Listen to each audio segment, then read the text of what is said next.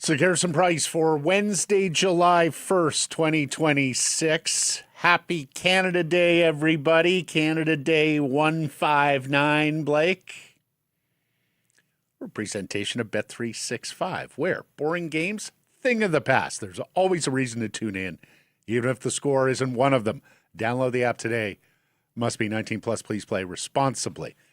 Matt Scherzer with Blake Price, four-time Juno Award winner, two-time provincial basketball champion, and world log rolling champion, Mike Rogerson, hitting switches and conducting things. Thank you for taking some time out of your holiday today to join us. It's kind of like log rolling from Mike Rogerson today because on a fully live show, when there's news coming, he's going to be finding viz of incoming Vancouver Canucks. Right. When the moment happens, maybe they're in on the Zach Werenski trade. We don't know. Maybe they're going to get Jason Robertson. Maybe he's just pissed off enough that he says, yes, send me to Vancouver. Or maybe the Canucks are just going to be signing AHL journeyman. But they do have some signings and some NHL signings, and we're going to get to those in a second. But we're going to start with our daily poll question because, look, we knew the Vancouver Canucks were not going to be huge players today. They're on the front end of a rebuild. They're not looking to acquire talent, especially in a marketplace where like 31 other teams are looking to acquire talent.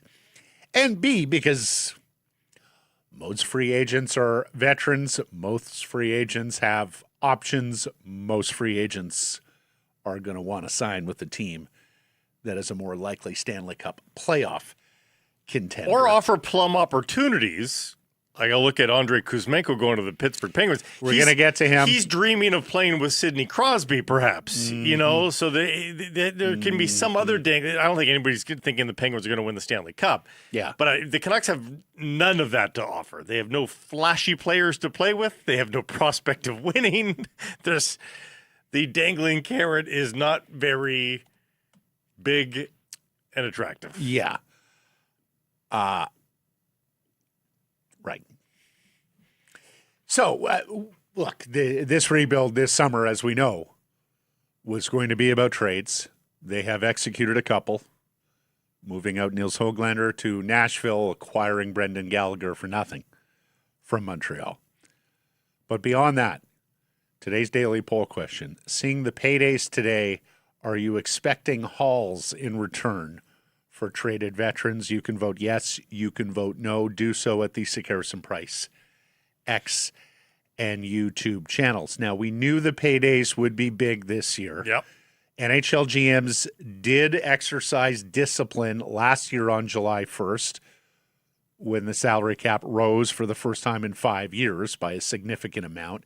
It was up even more today, $8.5 million, and will be up some $9+ million next year, according to NHL schedule. So people felt like, okay, here comes the drunken sailor spending. And while some of these deals, in fact, most of the deals I look at, Blake, are reasonable, considering the jump in the cap. Remember, like a $3.5 million player is not the $3.5 million of yesteryear. $5 million, go all the way up the scale, right? Yeah. Not the same. I'm still looking at some of these deals and saying to myself, holy lifted. That guy got that? Last night, AJ Greer. Yes, that's a big one for people. A serviceable winger with some size.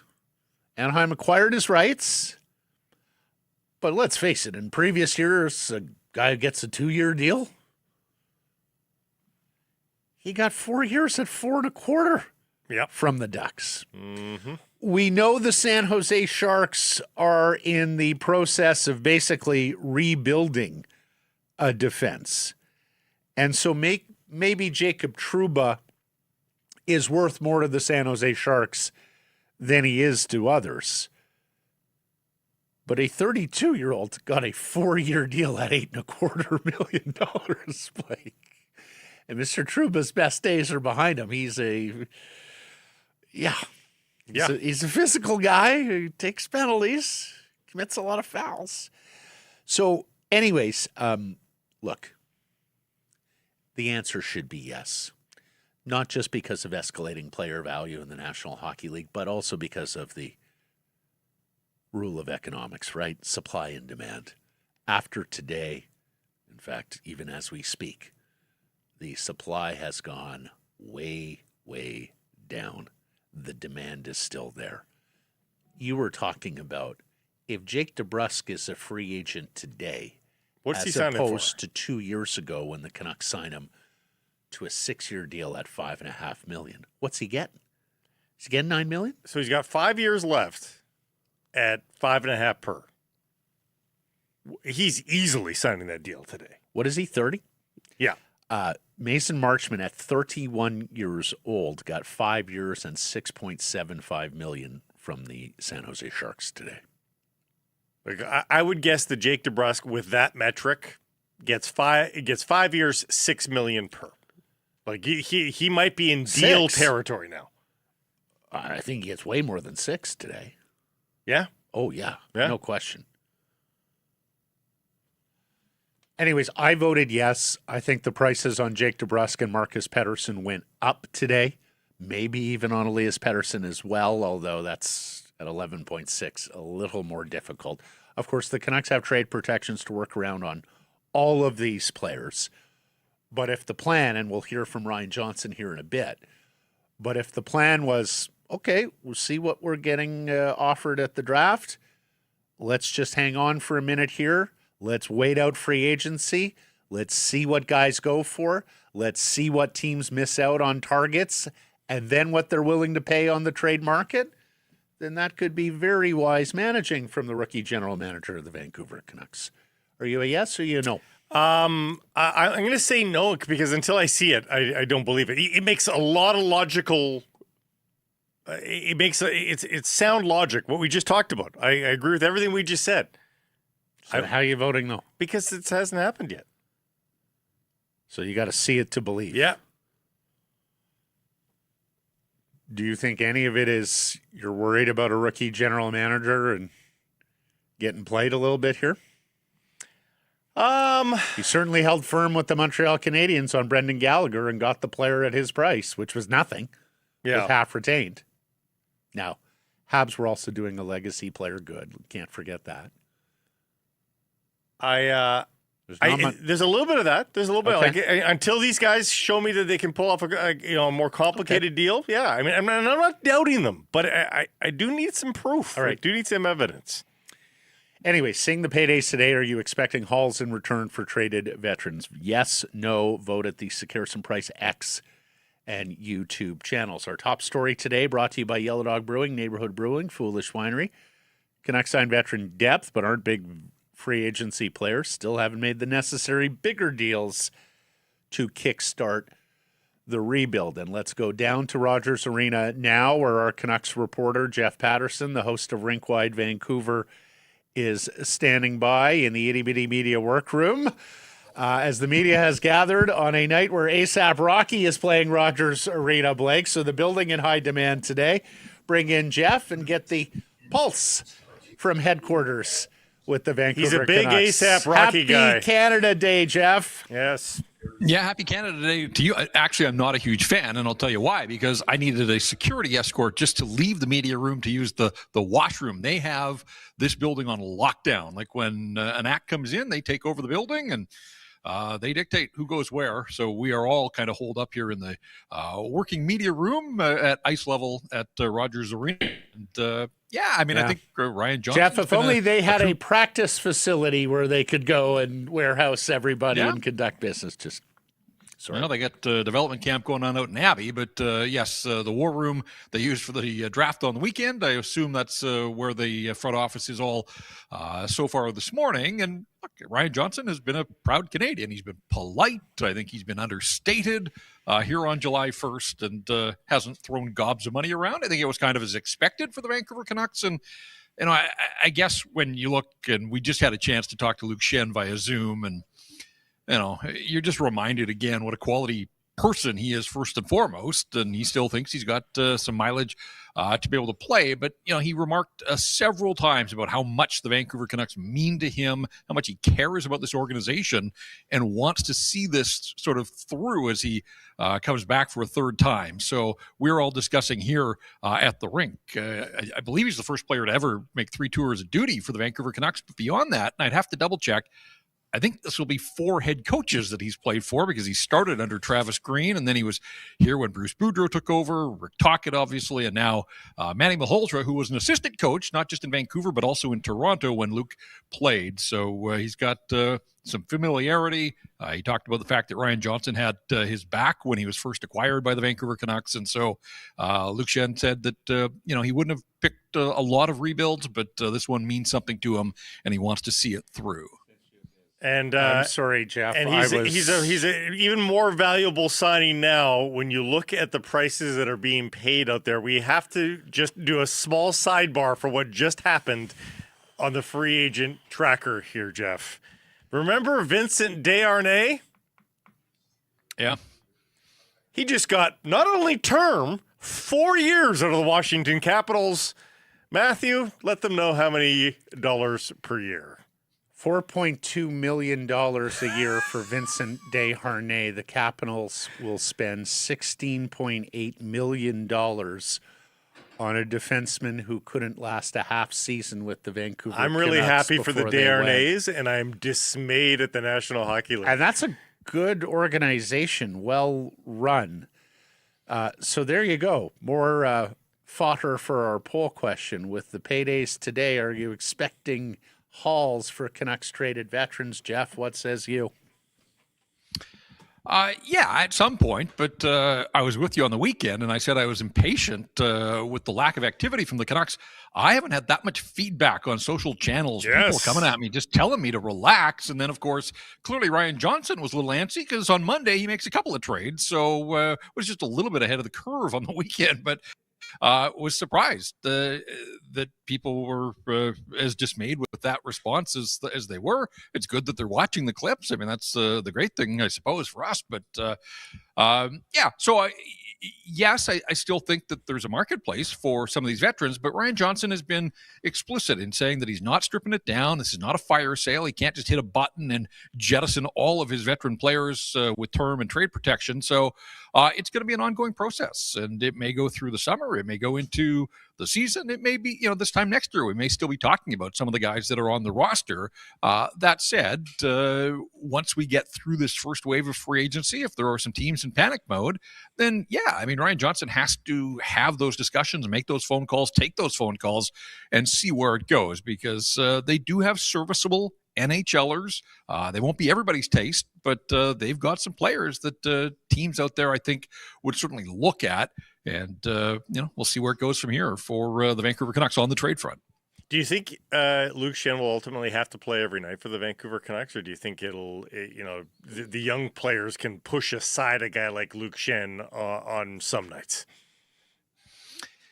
Yeah, I think in a perfect world, you would slot him in as a third pairing guy at this stage of his career. But I mean, think back to last year, Tyler Myers, basically the same age range, same experience as Luke Schenn, and Tyler Myers was an every night player for the Vancouver Canucks until he was dealt to the Dallas Stars. So you don't want veteran guys stepping in the way and blocking the development of a Tom Verlander or a Victor Mancini, if Mancini can hold up his end of the bargain. But Luke Schenn said he's here to play. Like, he'll do whatever they ask of him, but he still sees himself as a guy that contribute. I know he didn't play an awful lot in Buffalo once he was traded there at the deadline and the Sabres playoff run, but yeah, I mean, we're going to have to wait and see. But just his mere presence, along with the addition of Brendan Gallagher this week, I mean, the Canucks culture really has received a boost. Two guys that have strong ties to the province, that understand what this organization means to the fan base here, and two guys that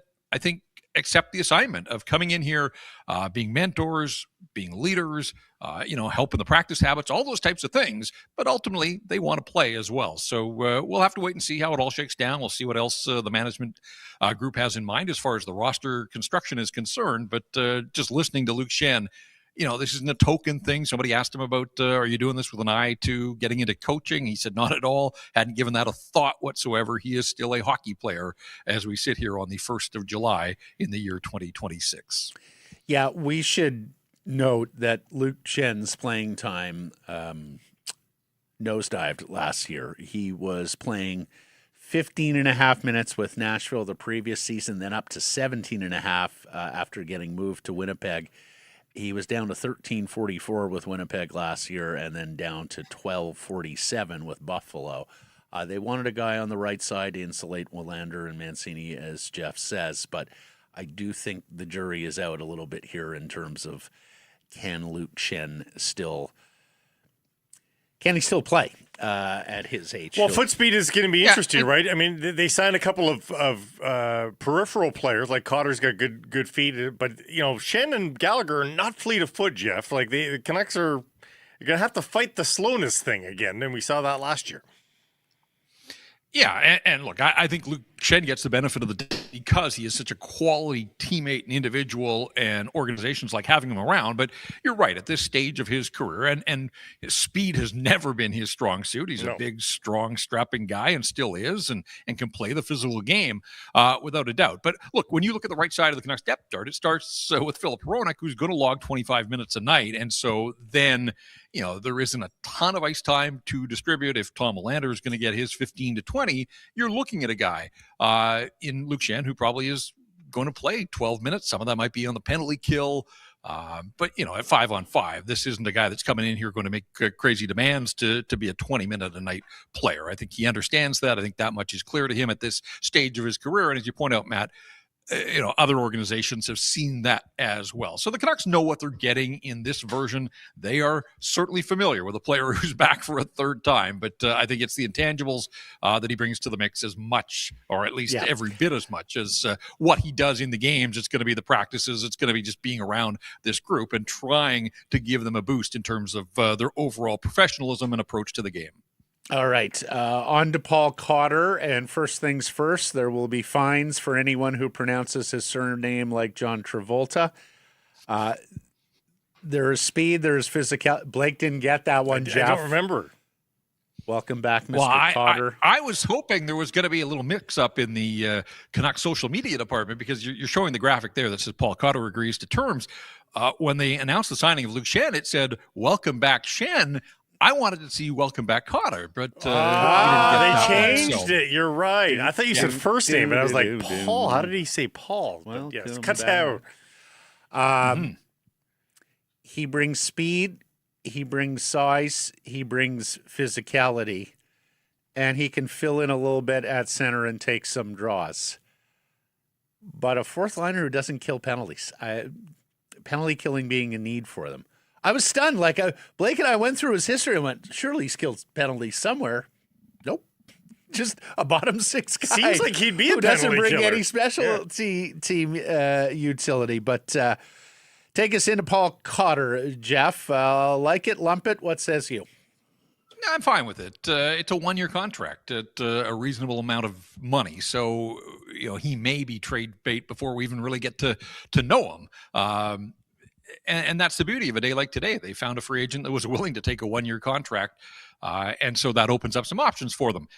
He is speedy, and this isn't the fastest team in the National Hockey League. Second on the Devils, top 30 in the NHL in hits last season. So he's physical and fairly abrasive, even though he's not the biggest guy in the world. You mentioned some versatility there as well. I don't mind this signing. I don't know exactly where he's going to slot in on their depth chart, but that's what training camp and the preseason is all about. But, he's an NHLer. He's had a couple of seasons where he's been in the teens, mid-teens in goals. He's not being brought in to light up the score sheet, certainly. I think this is a guy that they see maybe with a little bit untapped upside, and he'll come in and he'll certainly fit. They'll find a fit for him in their bottom six. Yeah, if he can replicate the 16-goal season that he had, which would mean 12 at the trade deadline, Jeff, that is the kind of guy that cheap, and you get flipped a third-round pick for maybe at the trade deadline. Something. I mean, if that goes well, that goes really well for them.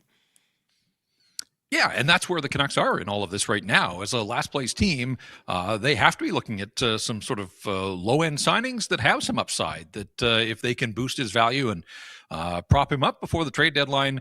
They didn't lock him in long term, so they're not beholden to him in that regard. And so, again, it's hard to get worked up one way or the other about anybody that comes in on a one-year contract because, again, he may only be here for 60 games. Who knows how it all goes? But if it goes well, then it presents some options to either peddle him or find a way to keep him in the fold. And at that point, if you're thinking there's more to this player, then he will have had a reasonable season for you. So, I have no issues whatsoever with a 26-year-old who's got some versatility, but I'm with you. I mean, perfect world, it would have been nice if he had the penalty-killing utility.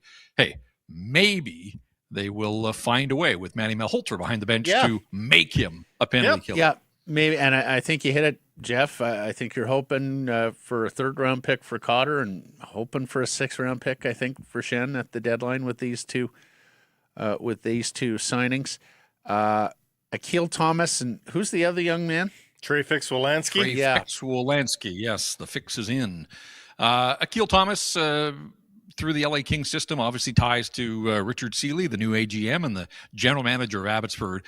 A guy that's just never hit at the National Hockey League level, and so I would think this is depth, a player that's destined to start the season in the Fraser Valley, has had a couple of looks in the NHL, but really hasn't left any kind of mark there, but that's fine. Every organization needs some depth, and if Richard Seeley's familiar with the player, he probably had his reasons for trying to bring him in, and don't know an awful lot about Trey Fix-Wolansky other than he's been up and down, has had a couple of looks in the National Hockey League as well, but another player I think is probably earmarked at the very least to start the season down in Abbotsford. Mm-hmm. What's the rest of the day look like down there at Rogers Arena, Jeff? Do we know when we're hearing from Ryan Johnson? Is he waiting this out? We don't.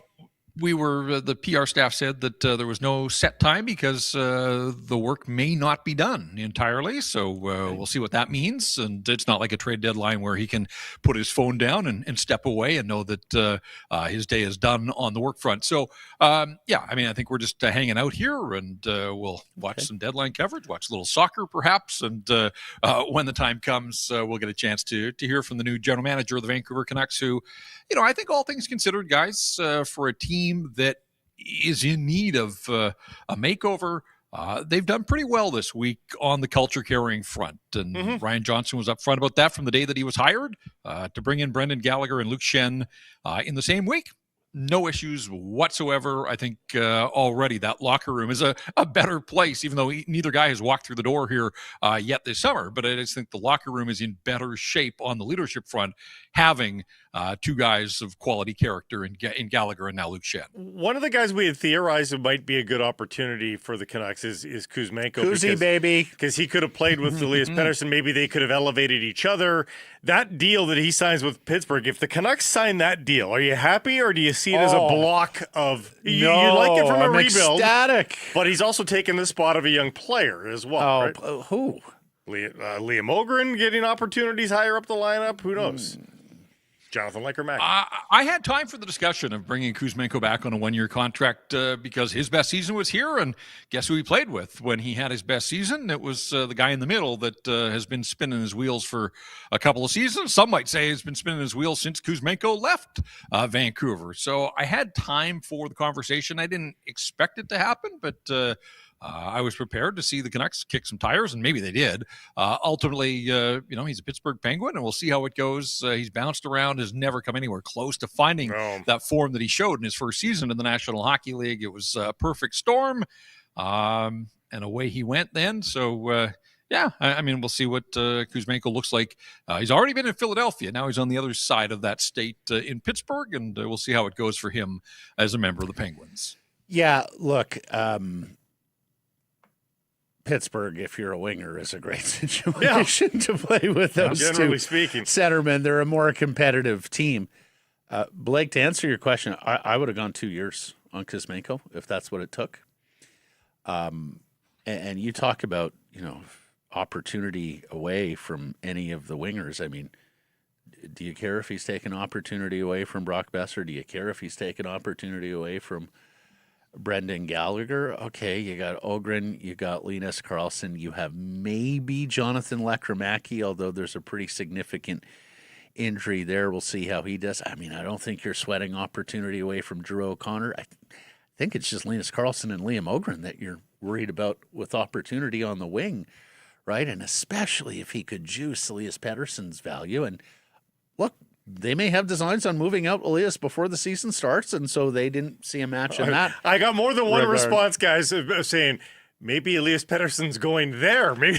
Well, hey, Yeah. that's the other thing that crossed my mind, because I think you certainly could have gone more money on a one-year deal than Andrei Kuzmenko. It's not like you were at a lack of cap space. So I don't know if there was a price where Kuzmenko would have said yes to you and given up an opportunity to play with his countryman Malkin and to play with Sydney in Pittsburgh and maybe make the Stanley Cup playoffs. But wow, when I saw he only got 1 year, granted at a high number in this marketplace, I was a little surprised. Jeff, have we talked Nils Höglander with you? I don't think we've talked the Nils Höglander trade with you this week. So give me your 2 cents on Höglander off to Nashville for a third-round pick.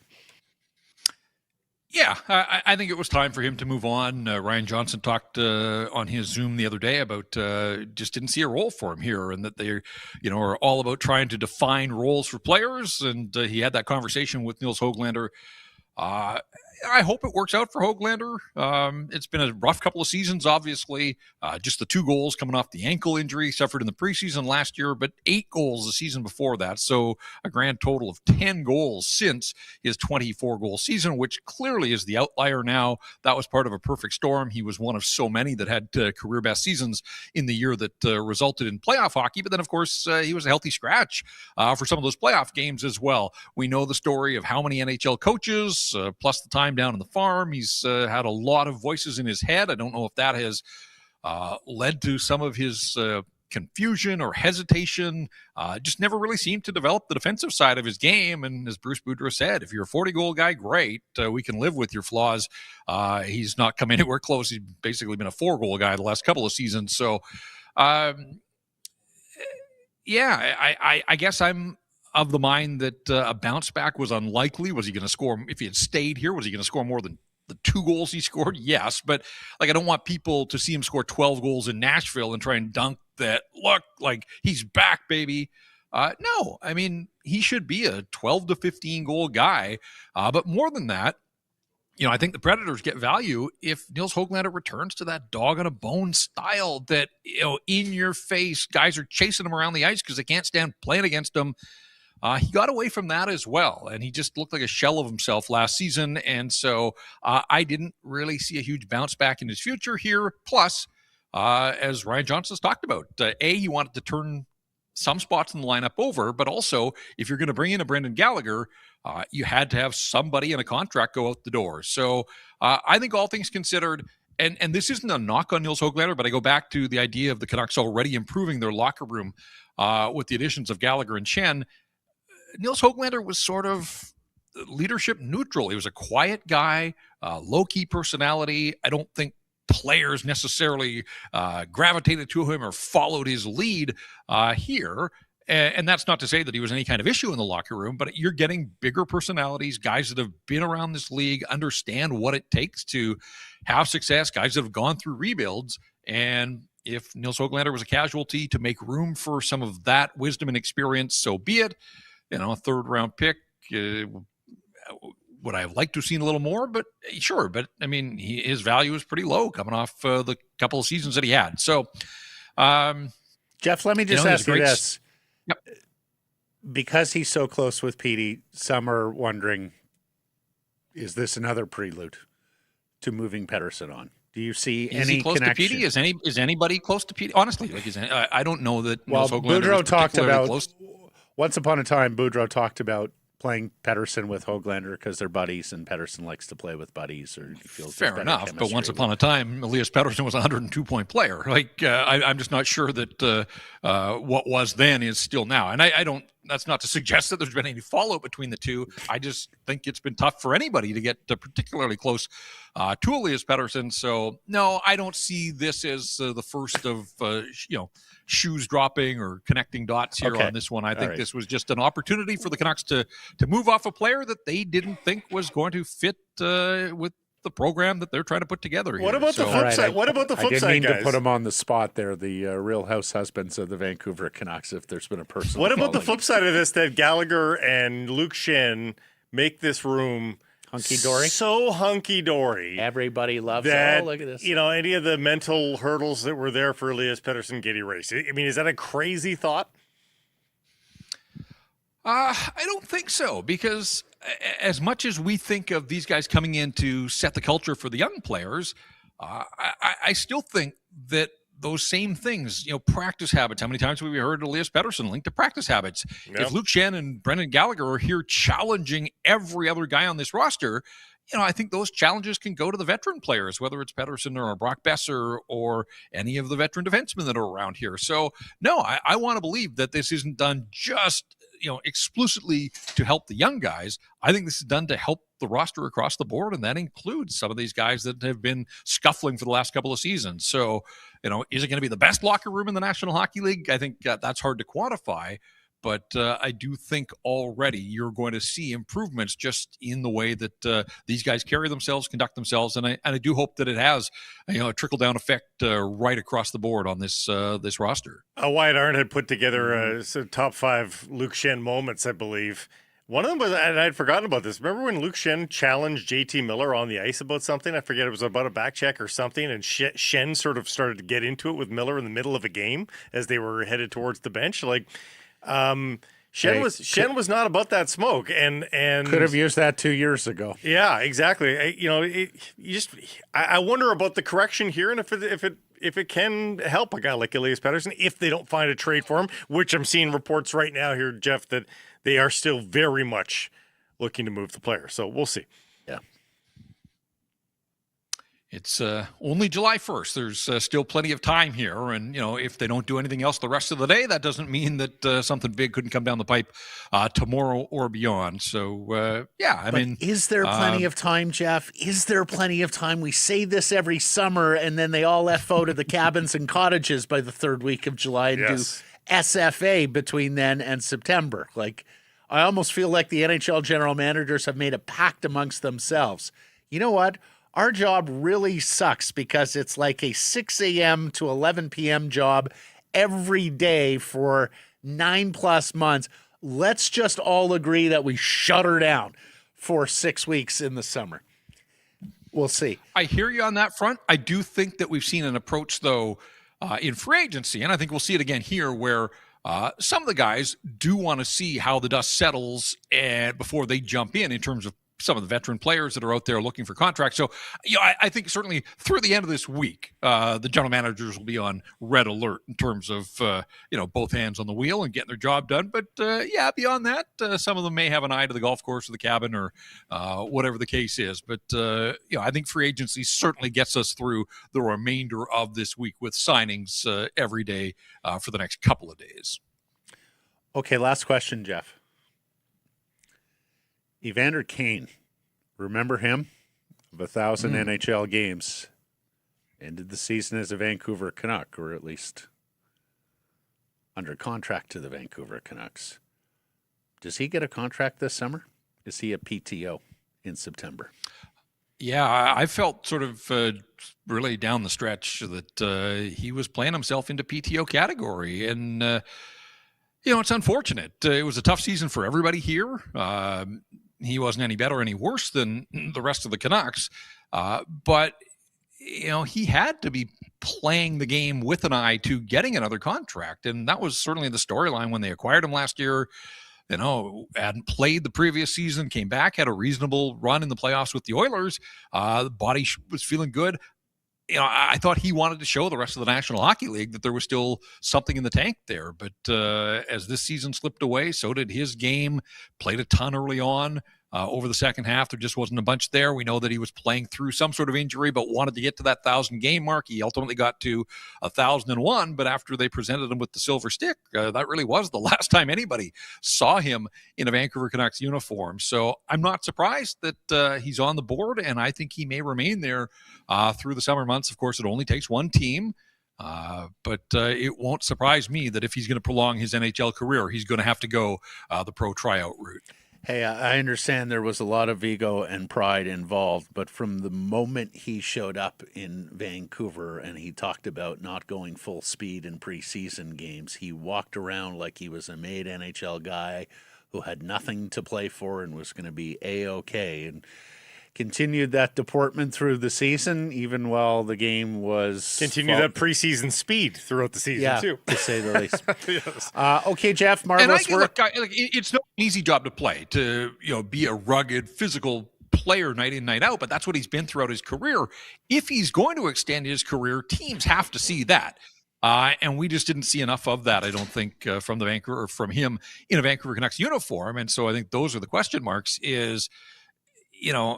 can he still skate? I suppose, although you're right, we didn't see him use the wheels an awful lot.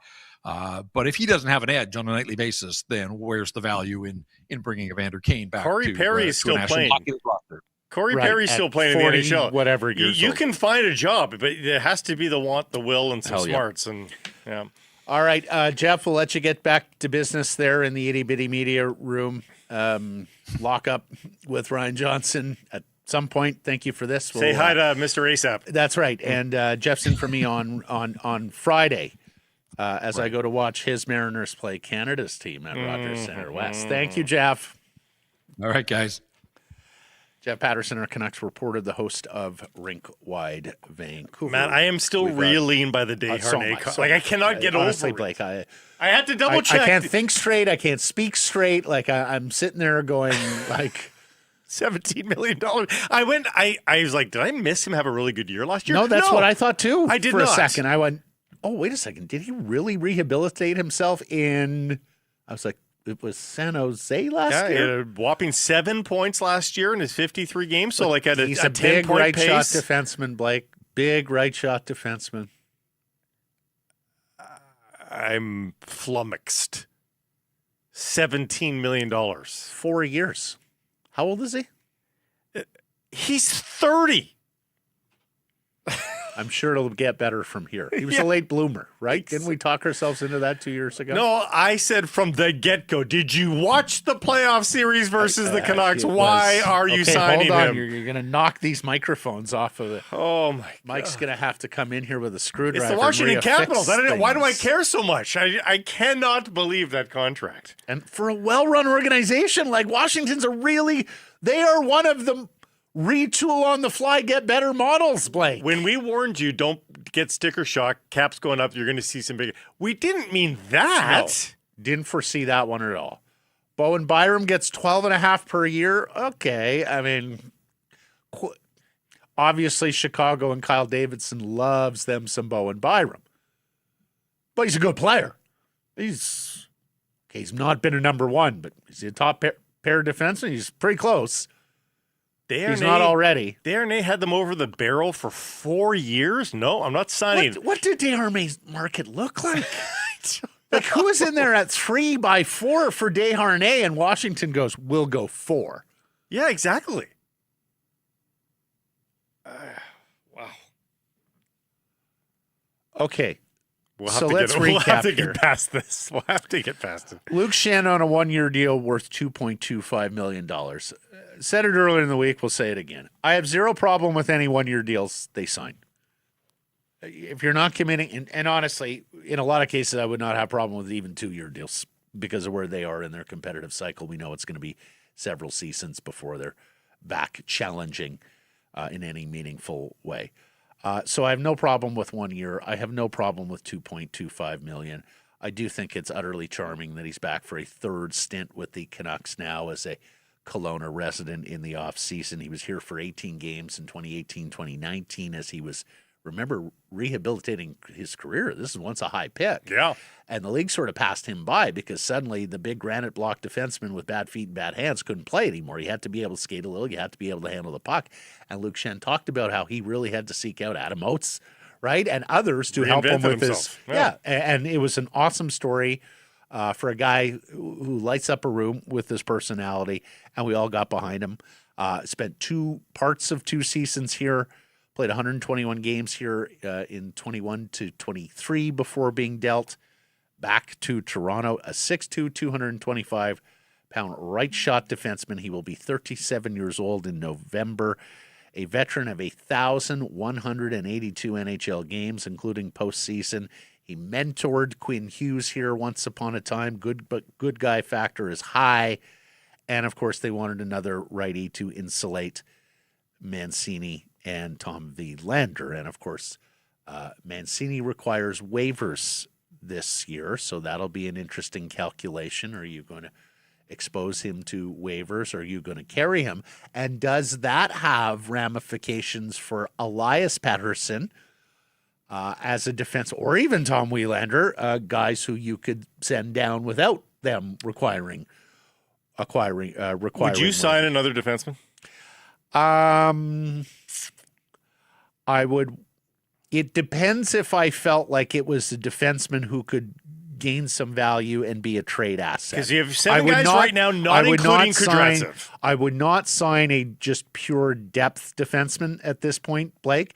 If it was someone that I thought could play NHL games and have a little bit of trade value at the deadline, I would consider it. I should also mention I'm more like you talk about opportunity on the wing.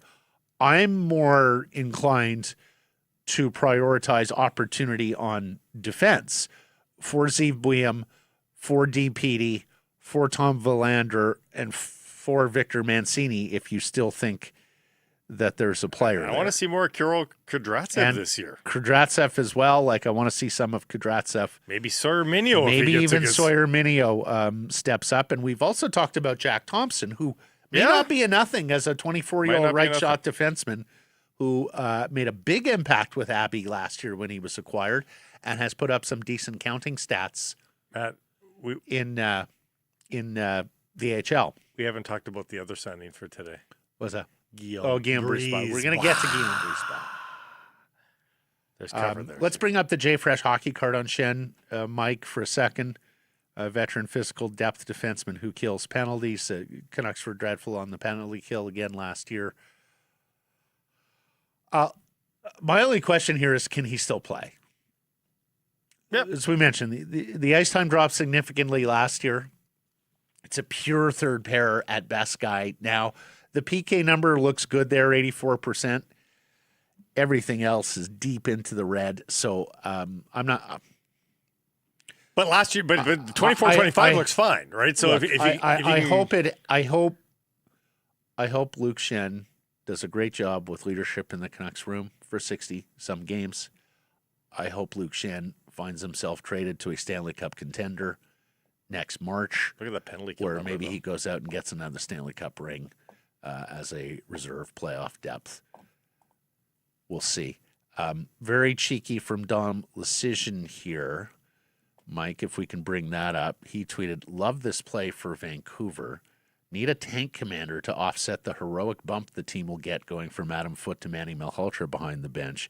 And that's my concern here with Schenn. Can he sorry, that's me.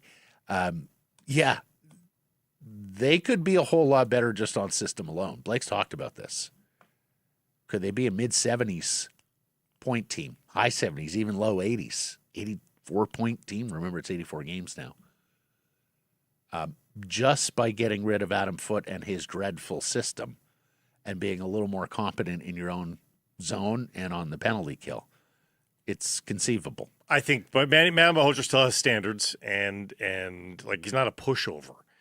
And if Schenn can't play, then I think he'll find himself in the press box more often than not. Yep. And that's okay at that price with tons of cap space. It's just not an issue. Yep. Then there's Paul Cotter on a one-year deal at $2.15 million. He was an unqualified restricted free agent by New Jersey, but don't read too much into that because they had cap issues. They wanted to re-sign Nico Hischier. Big boy, 6'2", 213 pounds. He'll be 27 in November, so a younger free agent. You don't see a lot of 27-year-old, 26, 27-year-old free agents. 9 goals, 15 points in 79 games last year, playing 10 minutes and 41 seconds per game. He's a veteran of 301 NHL games, including the postseason. 83 total points. He had 16 goals 2 seasons ago. It's a career-high 25 points. He takes draws but doesn't kill penalties. There's the AFP card on him. So the speed is good, the physicality, the zone denials is outstanding.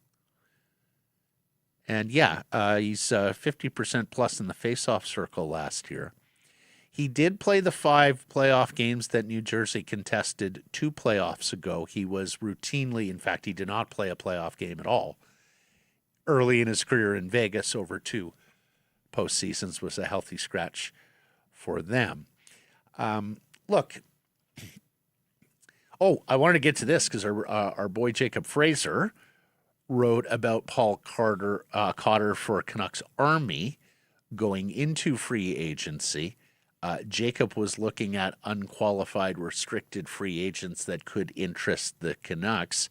And he wrote, Cotter could potentially be the best option for the Canucks on the list. The point totals don't jump off the page by any means with the career high of 25 3 seasons ago.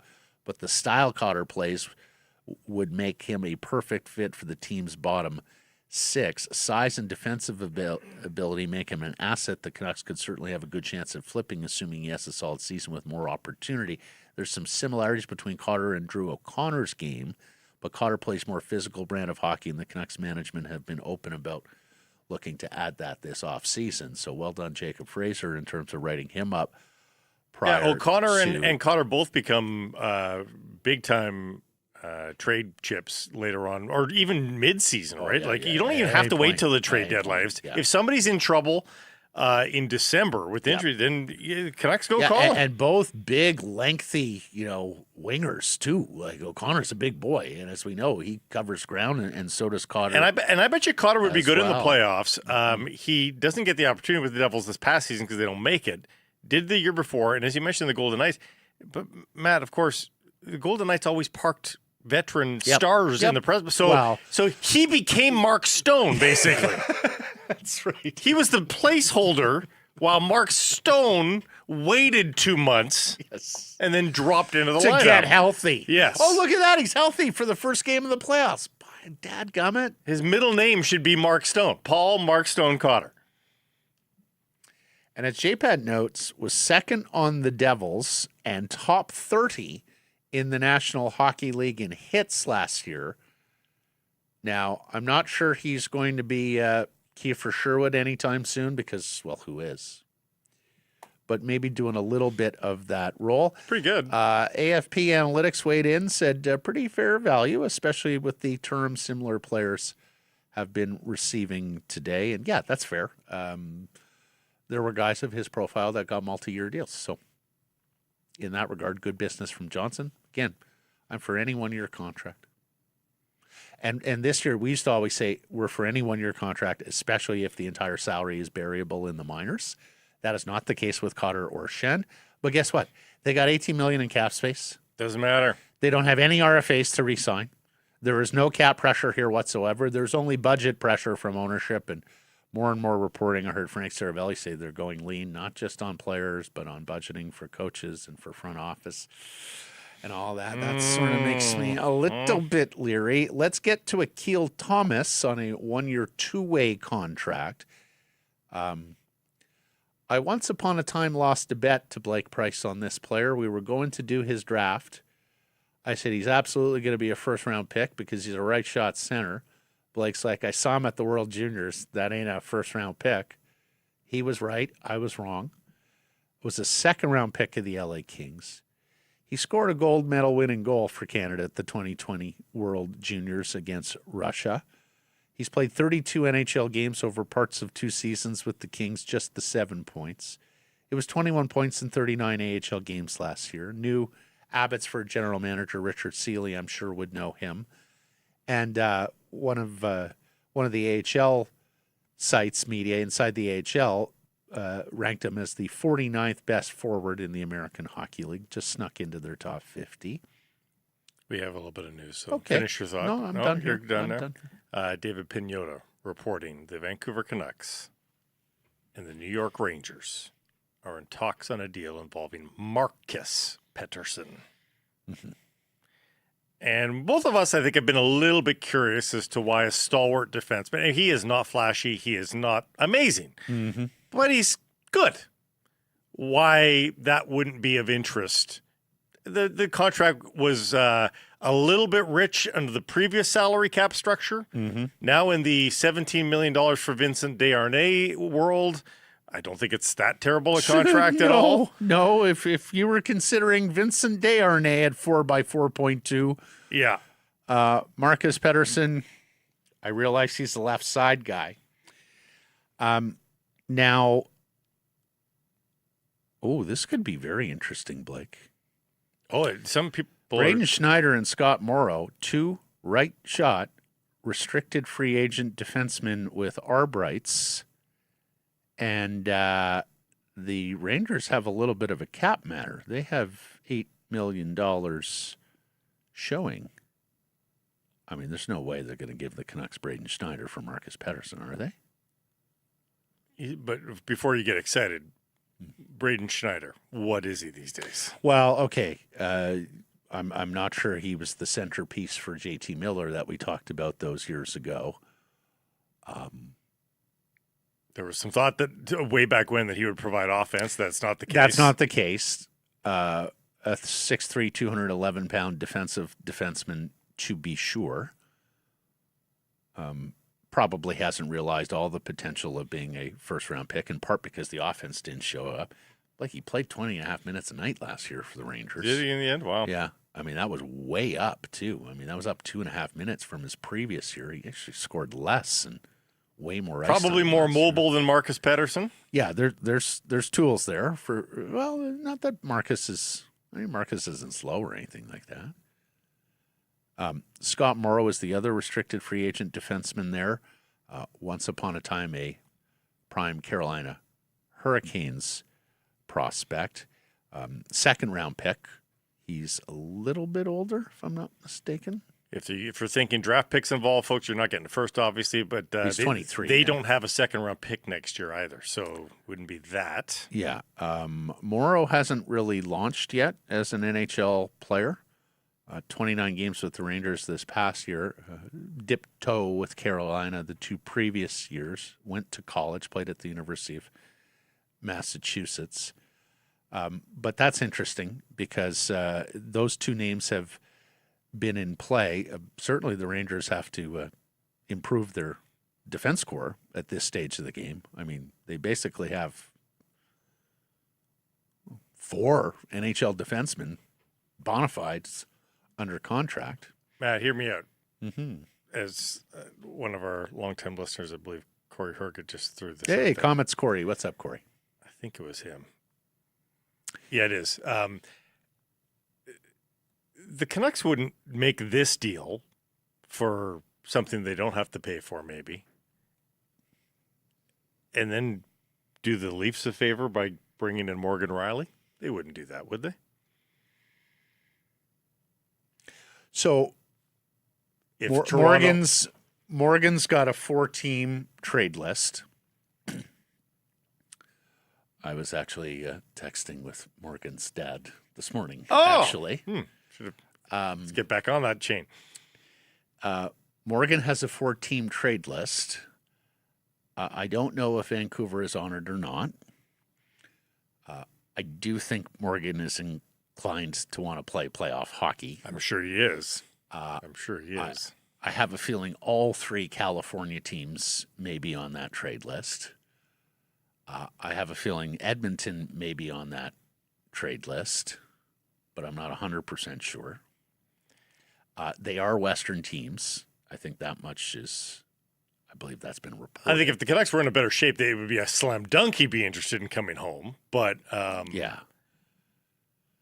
When you say do the Leafs the favor, is that to make cap space for Werenski or something to that effect? Yeah. But no, the Rangers are interesting because they're trying to retool, and Marcus Paterson could certainly help them. Like, I'm also looking at young forwards with the Rangers. Oh, the Canucks had been interested in Rempe. Somebody reported that, right?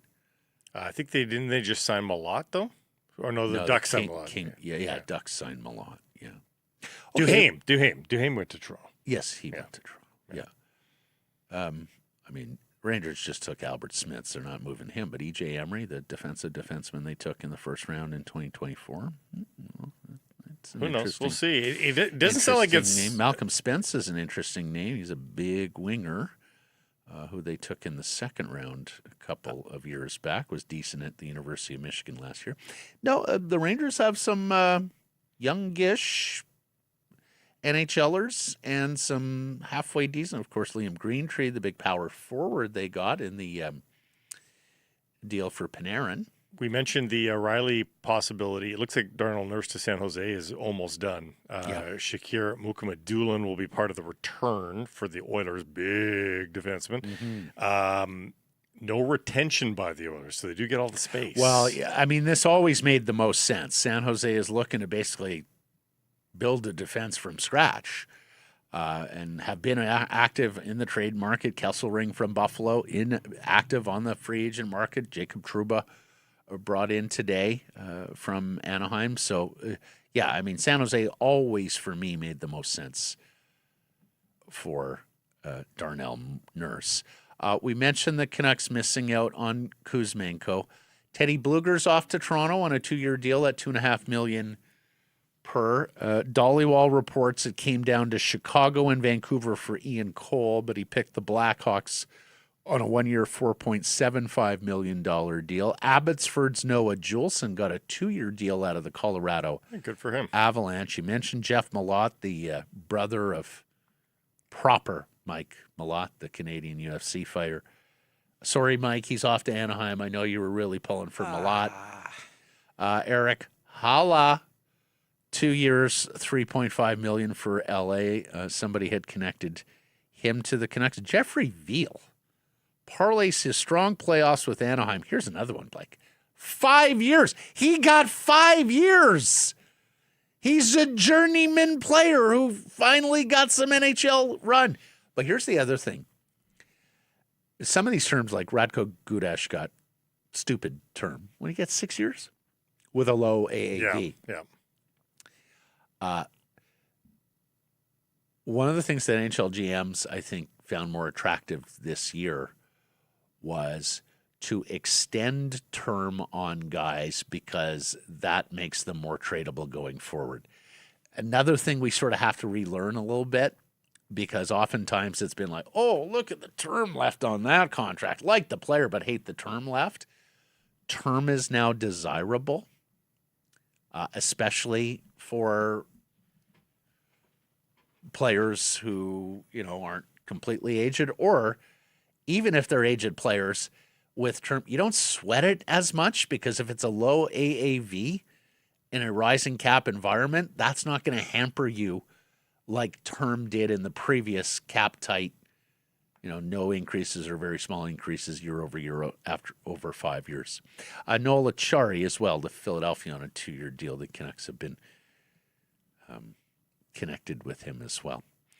In a moment, we're going to have Rob Williams join us here and chit-chat with Rob about the Canucks happenings, also dip toe into development camp out at Rogers Forum in Abbotsford. But first, Blake's going to tell you about Yellow Dog, a fine Canadian company on this Canada Day. If you're in Port Moody, hit up the tasting room. If you're anywhere near Penticton, you got to hit up their restaurant right downtown. It's got one of the best sports watching environments in the Okanagan, and you got a couple of huge soccer matches to come here. Port Moody's added screens too. That's so right. Wherever you go, the shout out to our buddy Jordy on. Morrow in Port Moody, who messaged me the other day, said, Matty, love the show. Still listen. We worked with Jordy back in the Bell days. He says, I'm often at Yellow Dog supporting you guys, but supporting them as well. So make Yellow Dog your home base for the tournament, whether you're cheering from Port Moody or Penticton. They've got the games on, the cold beer's flowing, community of fans ready to celebrate. Grab your crew, claim your seat, catch all the action at Yellow Dog, and get there in time for happy hour, which is a heck of a deal as well. Indeed it is. Mike, Rob's not there yet, or is Rob there yet? Rob is not okay. here yet. Let's show the video of Caleb Malhotra then out at development camp. This from Canucks Army Tyson Cole, also the Blackfish podcast, Prospects podcast. There's Caleb going through some of his paces. He's at development camp. Like touch stuff at development camp. Yeah. It's not a lot to extrapolate from. They're not doing the grouse grind this year. They're not putting them through that. They're doing a hike out there in the Fraser Valley instead. All right. There was another Canucks signing to mention. Blake has already gotten there. It is Guillaume Brisebois, everybody. Remember when this guy used to be name-checked as a prospect for the Vancouver Canucks by 3 administrations. XX general manager Jim Benning. Was Guillaume Brisebois the guy selected with the Eddie Lack draft pick from Carolina in the 3rd round? You're testing me too much in there. 2015, I forget. When the world is over, folks, and we are a post-apocalyptic landscape, Guillaume Brisebois will play for the Vancouver Canucks. Yeah. You can't put him down. Okay, let me ask you this. How many seasons has Guillaume Brisebois played a game for the Vancouver Canucks? Dip to toe played at least 1 game. How many seasons How many separate seasons did he dip toe? 3. How about 5, Blake? Really? Going back to 2018, 2019, he got in 8 games. How many total games has he played for the Vancouver Canucks? 19. Mike, you want to take a shot at this? How many total games has Guillaume Brisebois played for the Vancouver Canucks? Price 19. is right rules. 19. You have to go somewhere different than Blake. I just said 19. 21. Price is right rules. Mike Paterson wins. It's 30 games for the Is it? Vancouver Canucks. Okay. Has a goal and 3 points. Of course, at one point, we're worried about his career.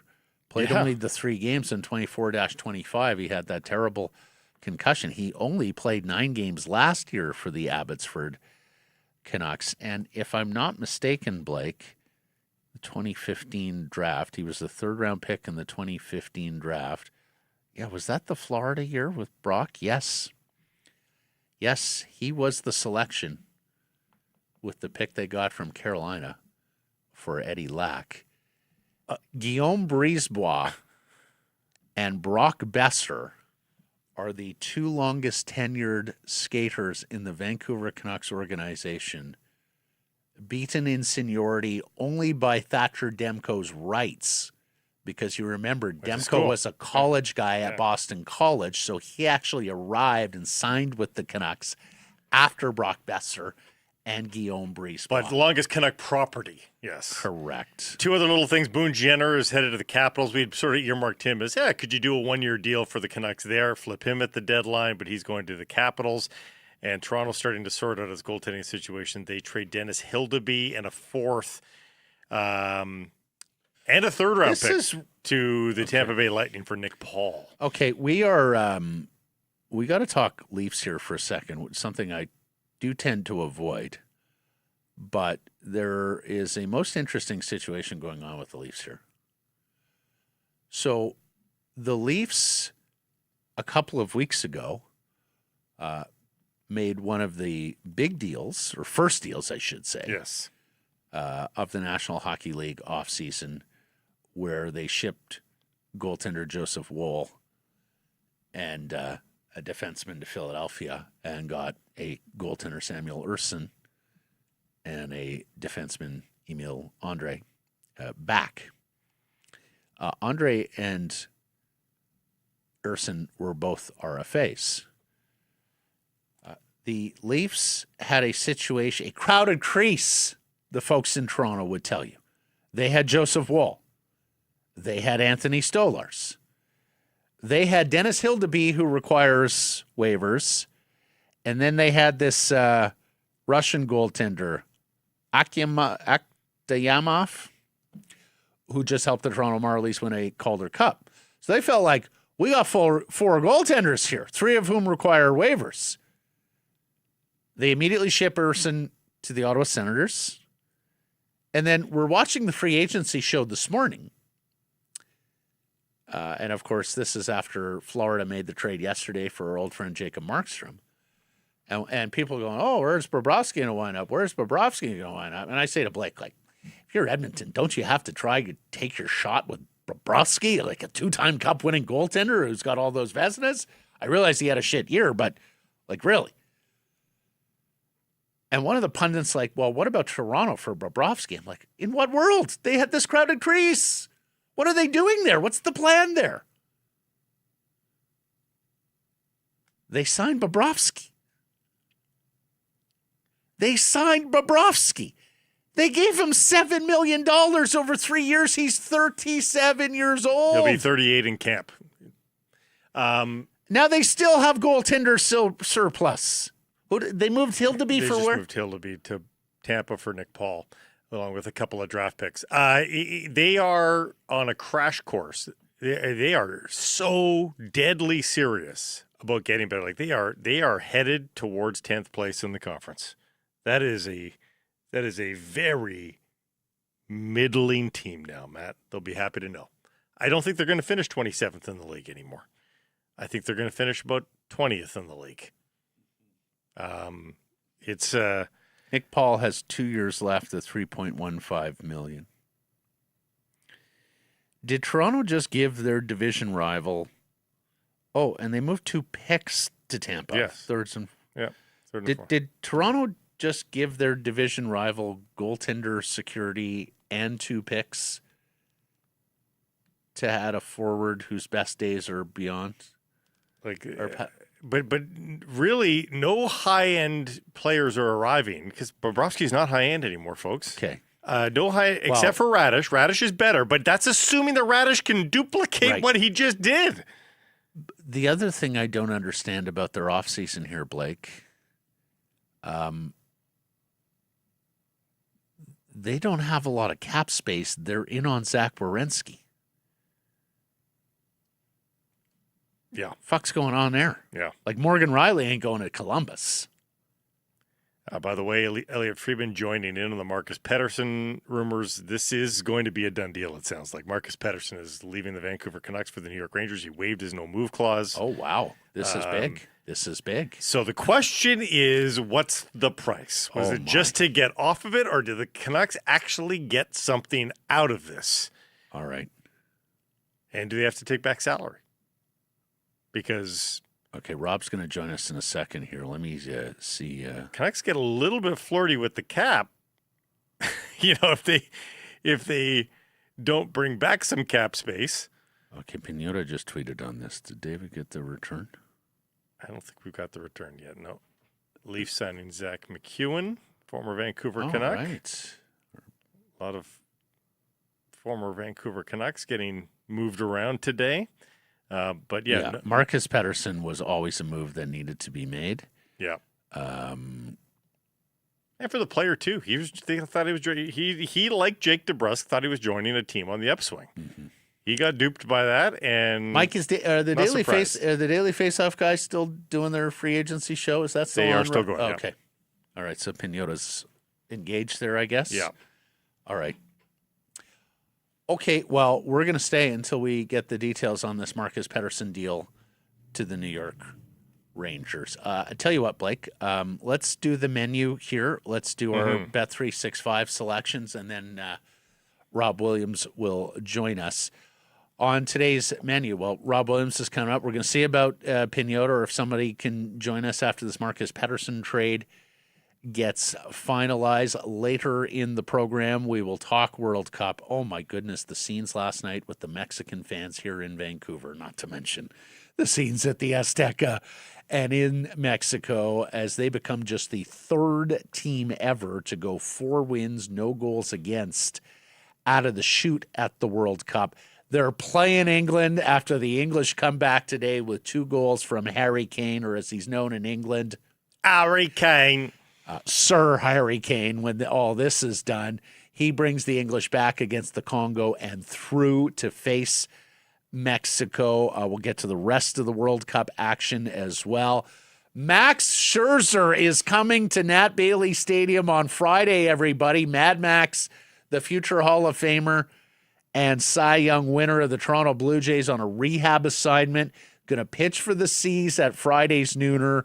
before joining the Jays in Seattle this weekend. We'll have some of the baseball news that's at play. BC Lions as well with Touchdown Kelowna Part 2 this Saturday against the Edmonton Elks, the 3-0 undefeated first place in the West Edmonton Elks.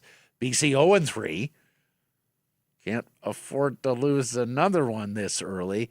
Some more injury trouble for the Lions, who've just been decimated through 3 games. So we're going to get to all of that later in the show. And let me suggest our friends at Greta to pregame or to postgame. You are mere steps from the arena and the stadium. If you're looking for a venue for a private party, you want to check out Greta. No one can match the arcade that encircles the entirety of the bar. There's a game for everyone. You'll have plenty of fun, not to mention a dedicated bar in the back private riser. You'll be served quickly, all those screens. You can watch whatever game you want. And the delicious menu of approachable street food. The birria tacos are out of this world. To book your event, for more information, go to gretabar.com, Greta 50 West Cordova. Let the games begin. Do you have final details? We have some hunches. Both Irfan Ghaffar and Satyar Shah both theorizing that it's Will Borgen coming back because the Rangers had been reportedly trying to shop Will Borgen. Will Borgen is basically a right shot version of Marcus Paterson for all intents and purposes, but he's got 1 year less on his deal, and he's got way more trade flexibility going forward. His trade list gets smaller and smaller with every year that goes by on the contract. Yeah, so it's a 10-team trade list now, and it will be a 6-team trade list. No, sorry, it's a 15-team trade 10, list then now. 6. And then in his last year, there's nothing left. So there's no trade protection. So Yeah, but he becomes 20, easier. He'll be 30 years old in December. Yep. No, you don't get any younger. What? It's What? just Okay, he's a right shot defenseman. and it's just flexibility to get rid of him later, I think, is what that would be. If it is Will Borgen. Well, that's it. It's not. Yeah. We don't know that for a fact. Okay, Rob Williams standing by. First, let's get to our Bet365 bets of the day. I took an L yesterday. I took a big swing on Ecuador. Silly me. I'm looking at 2 matches tomorrow, Blake, at the World Cup because the World Cup has been so good, such fertile ground for me. Boy, plus value for Switzerland just to beat Algeria in 90 minutes, plus 100. Algeria is a lot of fun. They score goals. They give up plenty. I would like to think the Swiss can unlock, I mean, if there is a system in Algeria, and win this game in 90 minutes, playing plus 100. And smaller, like Portugal, Croatia has extra time written all over it, right? And especially because that is our boy Trevor Martin's, that is his family derby. Dad was Portuguese, mom is Croatian. I asked him yesterday, you going to get any work done Thursday? He said no. Plus 250 for Portugal and Croatia to go to extra time tomorrow, and plus 100 on the Sir. You were just about to make your Bet365 pick, and then we were going to welcome in Rob Williams. Were you? One with the Gabriel Diallo pick'em the first time around in the first round of Wimbledon. He's a pick'em again. He's got a really nice draw for Diallo against Lorenzo Sonego, so I'll go with Diallo again. I'm not going to, abandon him now. Minus 110. The worst thing about hockey season is that at some point every year, it ends. There's a lot of time between now and the first puck drop of next season, which feels like an eternity if you're accustomed to watching games nightly. The good news, Bet365 still has plenty of games, just, none that require lacing up skates. At Bet365 Casino, you can choose between hundreds of slots, live tables, and your favorite games. Well, maybe your second favorite games. Must be 19 or older. Please play responsibly. Rob Williams coming up next.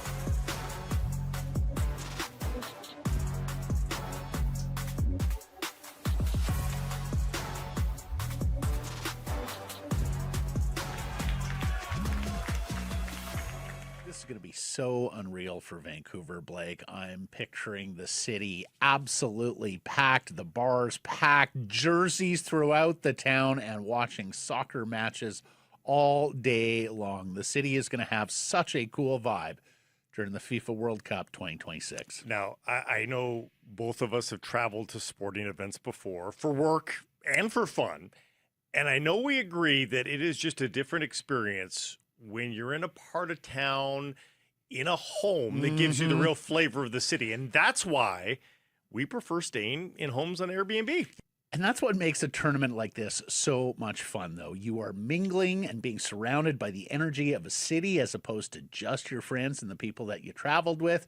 And Blake, you know I want to show Vancouver off to all these visitors. My neck of the woods, Kitts Beach, West 4th, even Greektown along Broadway. All right. And during something like the FIFA World Cup 2026, where you stay becomes part of the experience. Having a place where everyone can just hang on out after the match, before the match, relive the game, look forward to the game, experience the city together, and make the trip feel more memorable. And honestly, if you're coming to Vancouver for FIFA World Cup 2026, why not stay somewhere that lets you get more deeply connected to the city, create more memories, grab a coffee on Commercial Drive, catch the fan energy downtown or the Fan Fest.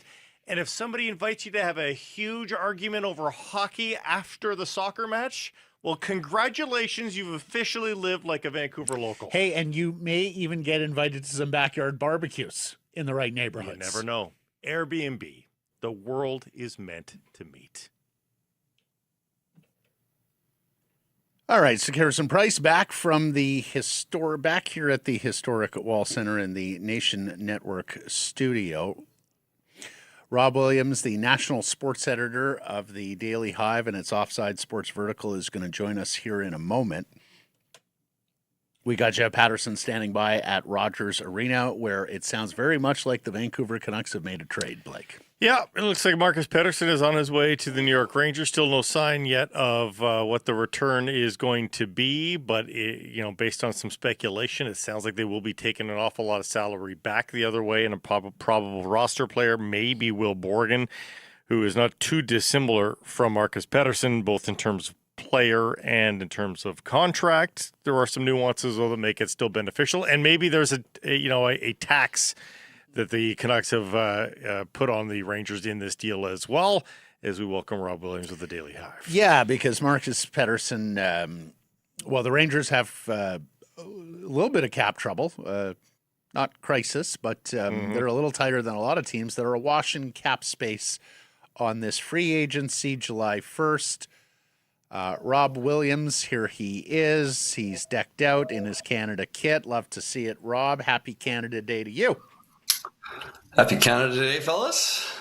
Wait, not taking you from festivities, are we, Rob? I hope not on this Canada Day. Haven't kicked off yet. No, I've been accustomed to not doing anything on Canada Day until mid-afternoon at the earliest. That's right. So one day the NHL will go with my idea and move free agency to July 2nd. Honestly, just July 2nd, guys. Just change the date on these standard player contracts to July 2nd and let Canada have its party.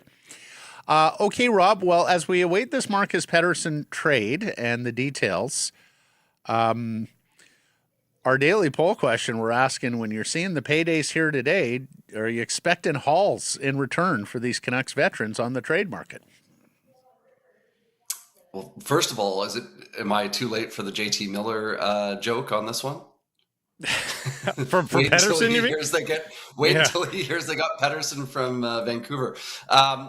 It's tricky on this one because you've got a player that needs to waive his no move clause, right? So I think whenever you have that mixed in, how many teams was he willing to waive for? You'd think quite a few, though, right? Like a player that's new to the team.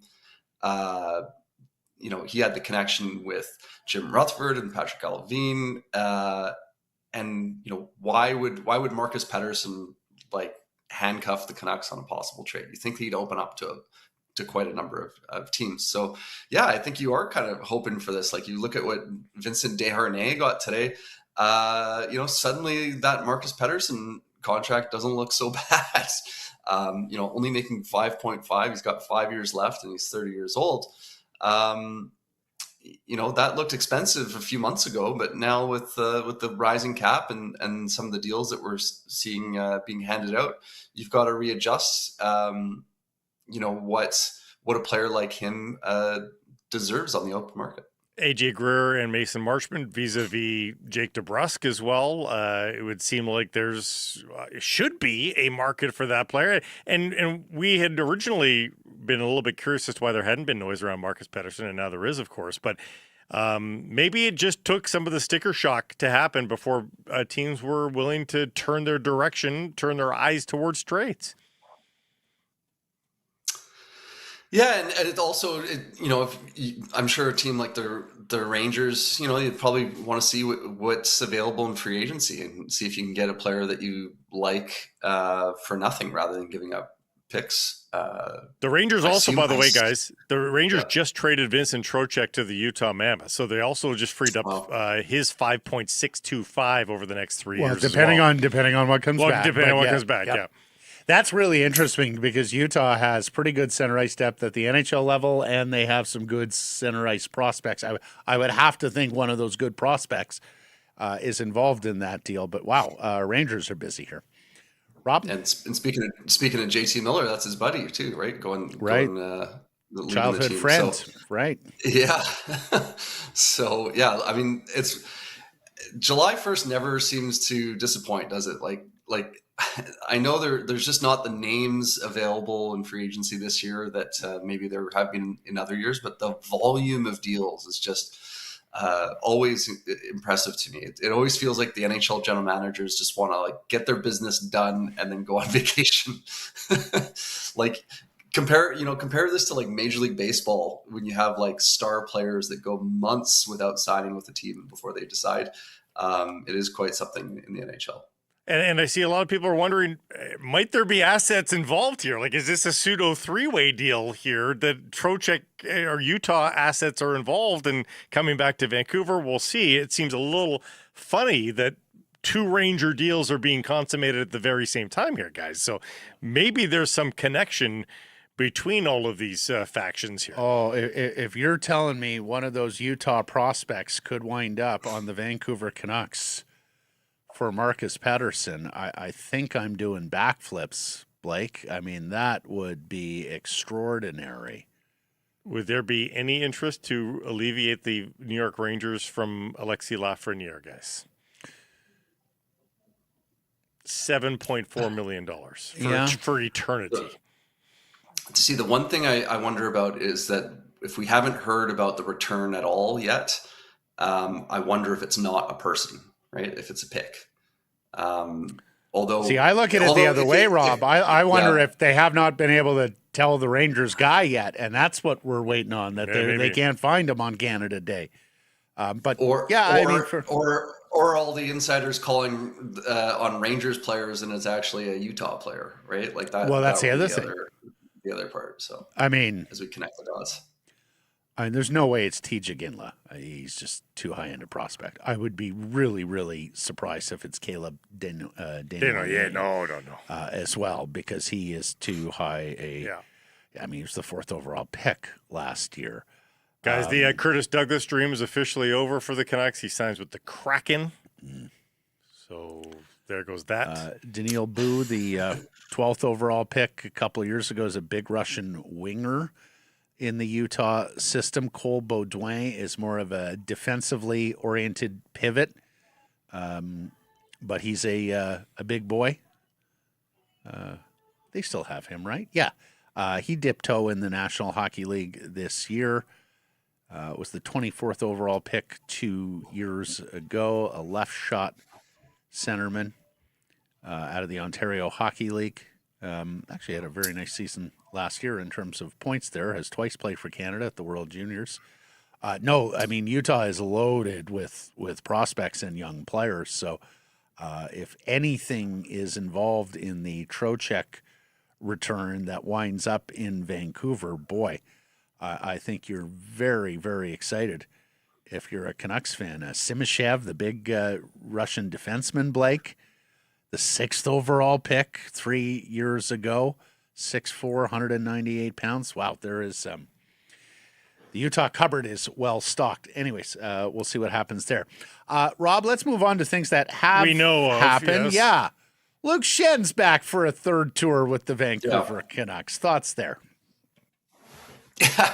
I was saying, like, the Canucks getting Luke Schenn and Brendan Gallagher makes them slower, but a whole lot more likable and definitely a lot more professional. And I think that Schenn was a guy that I looked at when, you're looking at the free agent lists, and I think my eyes were immediately drawn to a lot of the former Canucks players because I know, they're looking for character, integrity, professionalism. Like, I'm the most familiar with the ex-Canucks and how they, stack up in that area. And Luke Schenn has that in spades. The trouble with Luke Schenn is that he's not getting any younger, 36 years old. He is not fleet of foot. I mean, I remember, I guess it was 4 or 5 years ago when they reacquired Schenn, and I saw him in training camp, and I saw him move up the ice, and I thought about tweeting it, but I didn't tweet it, but I thought it, and I was like, I don't know if he's an NHL player anymore. Like, I don't think he can move up and down the ice. And then he ended up having a really nice season playing alongside Quinn Hughes. So at this stage of his career, he's a depth defenseman. He'll be able to kill penalties. He'll be great in the room. He'll be a really good example for young players. And the Canucks have a ton of young defensemen that need mentoring. So I think it's a sensible pickup for the Canucks. It doesn't cost them much. And these are the types of guys that you need to add into the room. I mean, we think when we think back to, like, the Canucks trading Tyler Myers and people wondering, okay, well, you're losing some leadership in the room. Well, you can acquire an asset for a guy like Myers, and you can bring in a guy like Luke Schenn. He's not as good a player, but he has the leadership qualities. He can be a mentor to young players. So I think it makes a lot of sense to bring him back. And like I say, it makes them a whole lot more likable. Schenn was always great to talk to him. No doubt. Paul Cotter is a whole lot younger, 10 years younger than Luke Schenn. A guy who only got to free agency because the Devils did not qualify him, and they only did that because they had some cap matters that they wanted to sort there. But not a known quantity, not a guy that is necessarily somebody that is a guaranteed flippable asset. You hope he is, but he's not a guaranteed flippable asset at the deadline. Your thoughts on him, Rob? Yeah, another low risk bet there, right? You get him on a 1-year deal. You don't have to give up a lot in terms of money to get him. He makes them bigger, right? 6'2", 213 pounds. Not coming off a great year in New Jersey. He did score 16 goals just 2 years ago, though. So, you look at that. Obviously did not thrive with the Devils. Otherwise, they would have qualified him, right? So I think you're taking a flyer on this guy. He's going to get more opportunity with the Canucks than he did with the Devils, and we'll see how it pans out. Okay, just a few things here. Checking in on this Paterson deal, I've got another person who does think Will Borgen is involved, but no full confirmation there. Boy, so much happening on this Canada Day. Sean Keyes, who last year was with the Vancouver Canadians and set a club record for home runs in the season, just hit a 3-run bomb at Canada Day, Rogers Centre, as the Jays take a lead. We've got Senegal and Belgium on here at the World Cup, and if I'm not mistaken, that game's at Lumen, Blake? It's at Lumen. That game is down the I-5. That's why no Mariners game. In Lumen. That's why there was no Mariners game today. Okay, we were wondering about that. E's and O's on that. Trocheck trade, by the way, guys, Yeah. in case there's anything that is common in the Marcus Paterson trade, the Trocheck trade is for Sean Durzi, Cole Baudouin, and a third-rounder. Okay. I don't see any carryover there necessarily for the Canucks. Interesting. Well, Baudouin. Durzi is a right-shot defenseman who's got 2 years left at $6 million. At one point, people were quite high on Sean Durzi. I think the Utah, when he was in LA, I think Utah was entirely disappointed with what they got out of their defense group last year. Remember, Blake, they made all those. They were the team rebuilding their defense last year. They got Sergachev, they got Uyghur, they got Dursey, they got Marino. They have our old friend Nate Schmidt is there. Rob, our first opportunity to talk to you since the Niels Höglander, Brendan Gallagher do-side-do. Why don't you give us your take there, and then hopefully someone will have reported the Marcus Paterson deal at that point. Full honesty here on Canada Day. I was feeling really smart, you guys, because I wrote the first Brendan Gallagher Vancouver Canucks connected piece, I believe, in the market. I think it was obvious down the stretch with the Habs that he was, when he was not appearing in playoff games, that he was not going to be sticking around there for another year. And it just made so much sense for Vancouver. And then when we heard him speak after the season, talking openly about how he would welcome a trade to Vancouver, I mean, it just seemed like a slam dunk for everyone involved. It just, the only question was, were the Canucks going to get an asset? I know that there were suggestions that maybe they'd have to give up an asset, and it falls in the middle, right? They get him for free. I think it's a great move. I think that Gallagher, you speak to the people, all the media in Montreal. I think Gallagher obviously feels like he has more to give. The media in Montreal feel like he could have a bounce back season. So I think that makes a ton of sense for the Canucks. You bring in Gallagher, be a mentor. He's kind of like an Alex Burrows type. I know he wasn't undrafted or anything like that, but in terms of work ethic and being a great example to his teammates, Gallagher makes so much sense for the Canucks. He was also, you speak to, you hear like Slavkovsky and Suzuki and all these guys speak. Like Gallagher was one of the guys that they credited for helping, show them the way when they came into the NHL. So what a perfect fit, I think for the Canucks. In terms of Niels Höglander, really disappointing. I mean, Höglander actually in training camp in Penticton looked outstanding. Like I thought he was really poised for a bounce back year. He gets injured in camp and then never really gets up to speed once the season starts. I could see him, with a new team, bouncing back. I mean, I don't think he's ever going to be top six winger. I don't think at this point in his career, but he could be kind of a middle six winger, perhaps.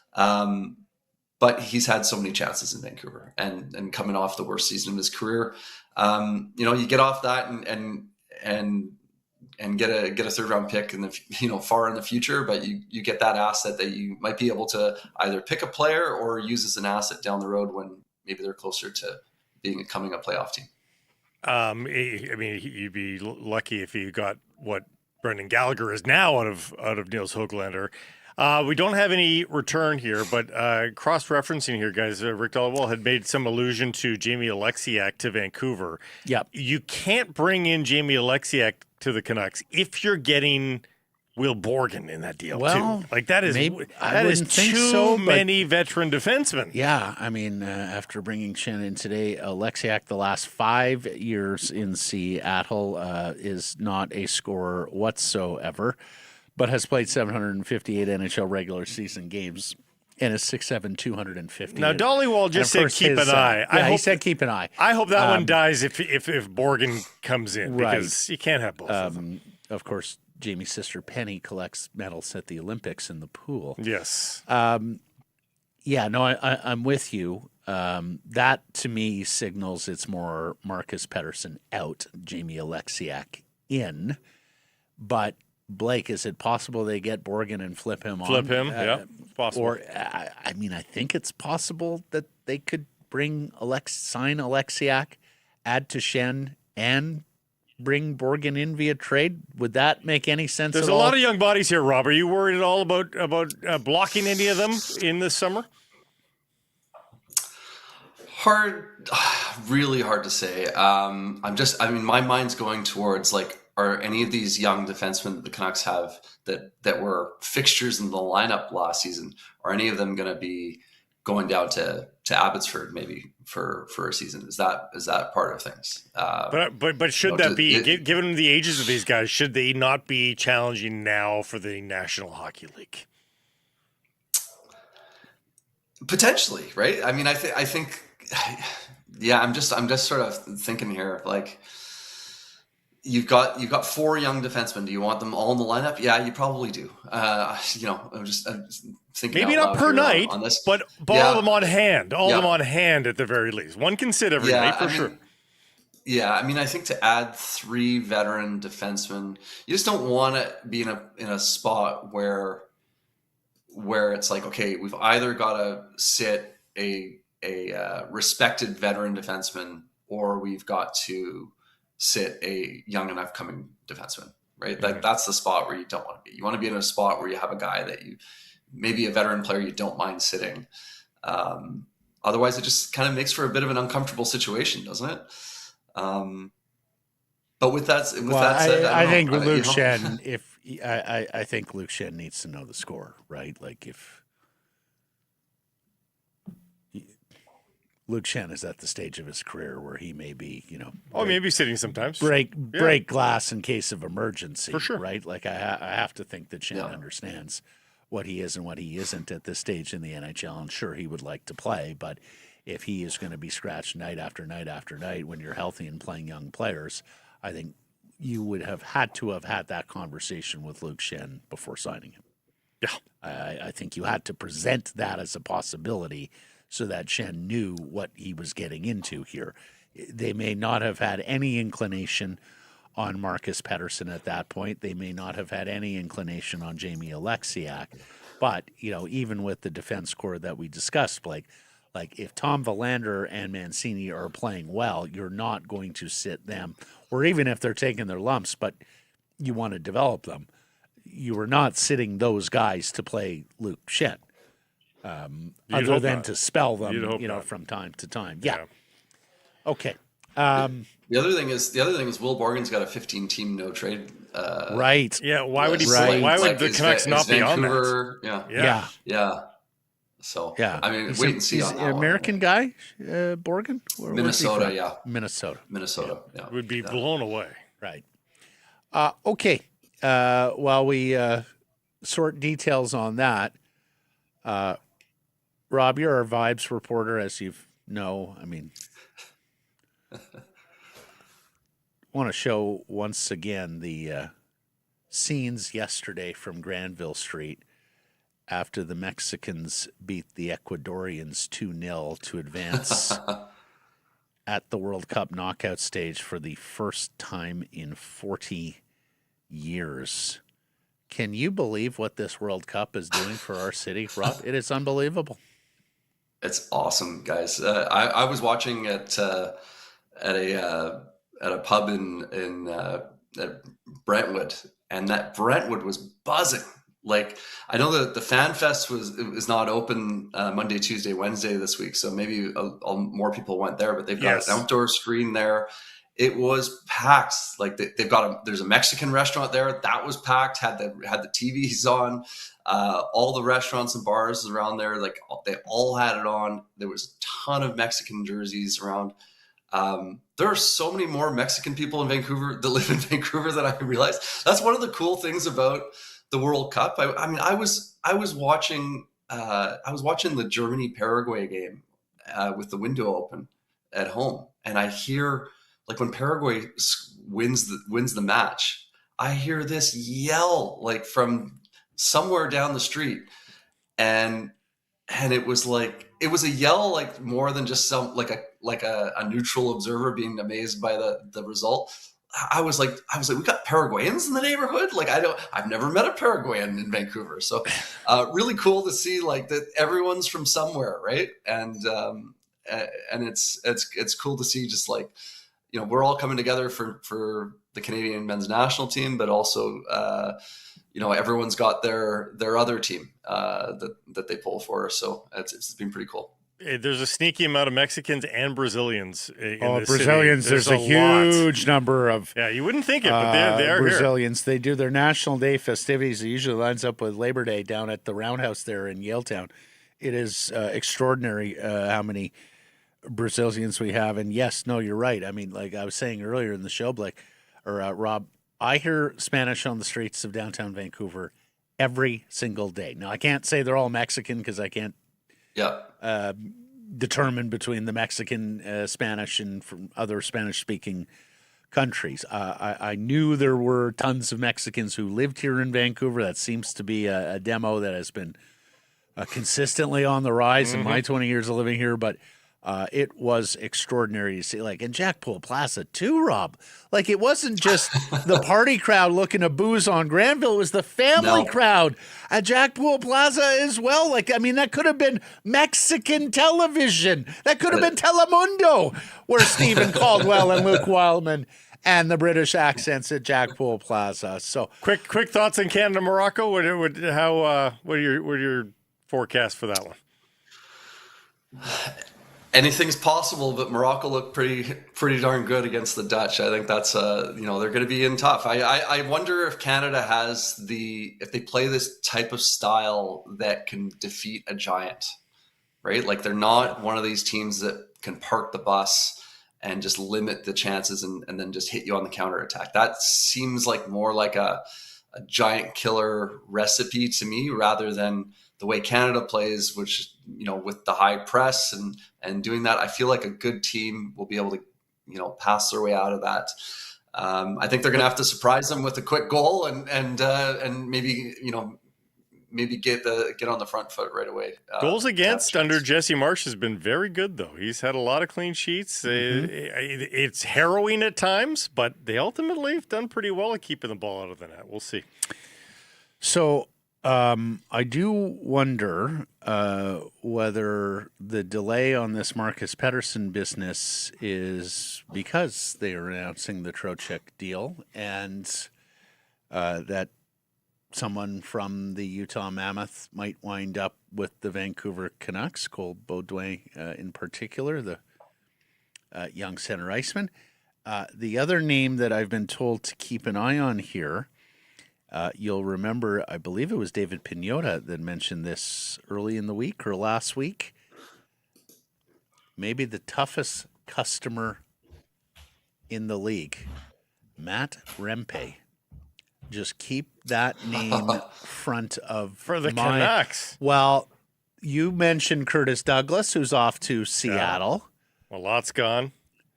They were supposed to be in on Jeff Malott. He signed in Anaheim.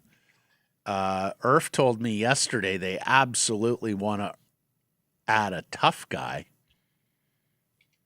Wow. Maybe Matt Rempe. What do you think, Rob? Absolutely got to have a tough guy, because got to have a. It's a strange obsession for this group. They would couch it in terms of protecting the kids, as Benning once couched it with his signings.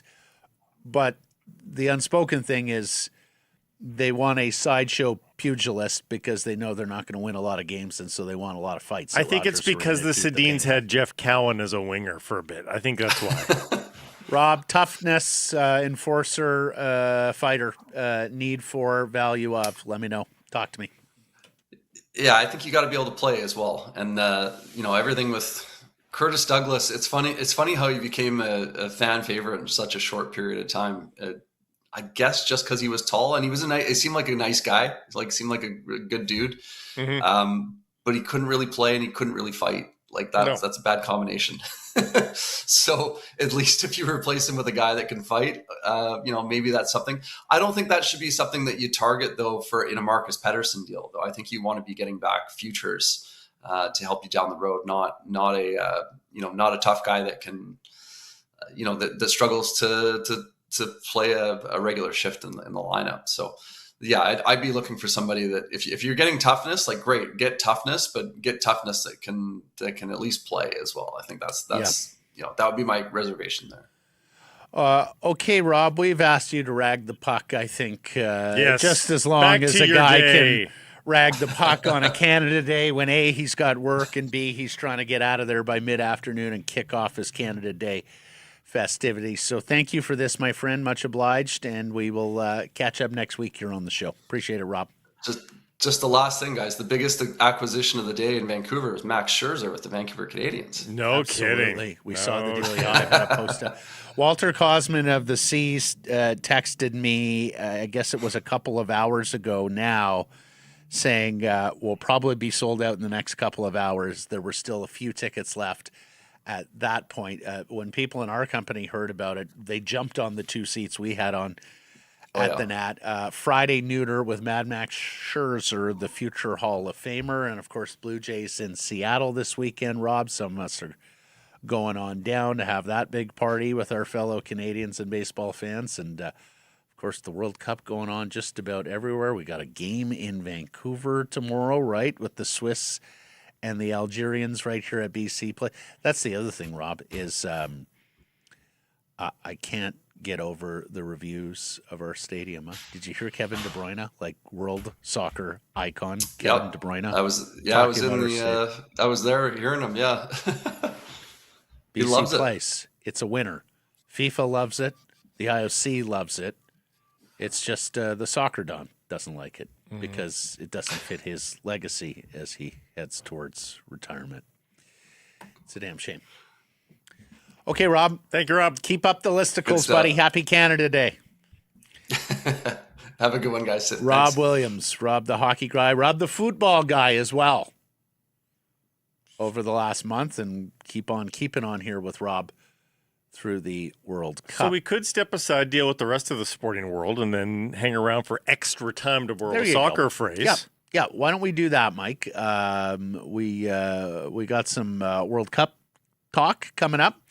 We have some baseball talk coming up. A little bit on the BC Lions as they head for Apple Bowl Part 2 in Kelowna this Saturday against Edmonton. We'll give this some time, and as soon as we have the Marcus Paterson news afoot here, we will be. You'll hear us say goodbye, special folks. July, yeah. You'll hear us say goodbye, but if there is news, we're going to come back. This is all pre-recorded, Yeah. what you're about to see, but we are not signing off here until we get a Marcus Paterson trade or until someone tells me the trade is off. How about that? Harrison Price from the historic Wall Center, the Nation Network studio built by Arbor Lee. Ticket secured, hotel solved. Make the Wall Center your downtown headquarters for every big game concert rivalry night. See what's happening at wallcenter.com. I cannot believe the images from our city last night. Oh, yes, the Mexican. As Mexico was playing Ecuador. And I got to say, Blake, like we are a proper West Coast city now with regards to similarities demographically to, Seattle, the Bay Area, LA, San Diego, because the one thing in my 20 years here in Vancouver, the amount of Mexicans and the amount of Spanish I hear downtown now has skyrocketed. I mean, I hear Spanish on the streets downtown every single day now. Yeah. There's the scene last night at Jackpool Plaza where TSN has its World Cup set. You could tell that the panelists, Luke Wildman, Stephen Caldwell, Kevin Kilbane, our boy Toss Ricketts, were getting more and more charmed and more enthusiastic with what was building in front of them. So much so, Mike, can you run that again? That at halftime they decide not to go on the set with the beautiful backdrop of the North Shore and Mount Sulphur, but rather to turn them around and have them face this incredible crowd. No, it's incredible. And they waited out an hour-long plus weather delay, Blake, because the match was delayed because of lightning in the area. You can Just an you can tell this insane was turnout. not expected. No, because, exactly. And I actually don't know that they expected Jackpool Plaza to be as full as it has been throughout the tournament, because I think they may have been tempted to have the background movable at the very least to have that shot. Like the fact they don't have a permanent setup to have the background. Right. I mean, that's the producer saying we got to put this in the background. Put it in. No, Jackpool Plaza outside of the Canada matches has been more sparsely attended. It's been Granville Street. It's been the Shipyards. It's been the fan festival it's out been pretty at the good PNE. from what I've been seeing. They've been putting cameras on it. There's been people there for every single but match. nothing like that, Blake. No, I mean, that was off the hook. And Mexico advanced with a 2-1 win or 2-0 win over Ecuador to the quarterfinals, and that meant the party was on 40 years since their last knockout stage win, so a big fiesta on Granville. Holy cow.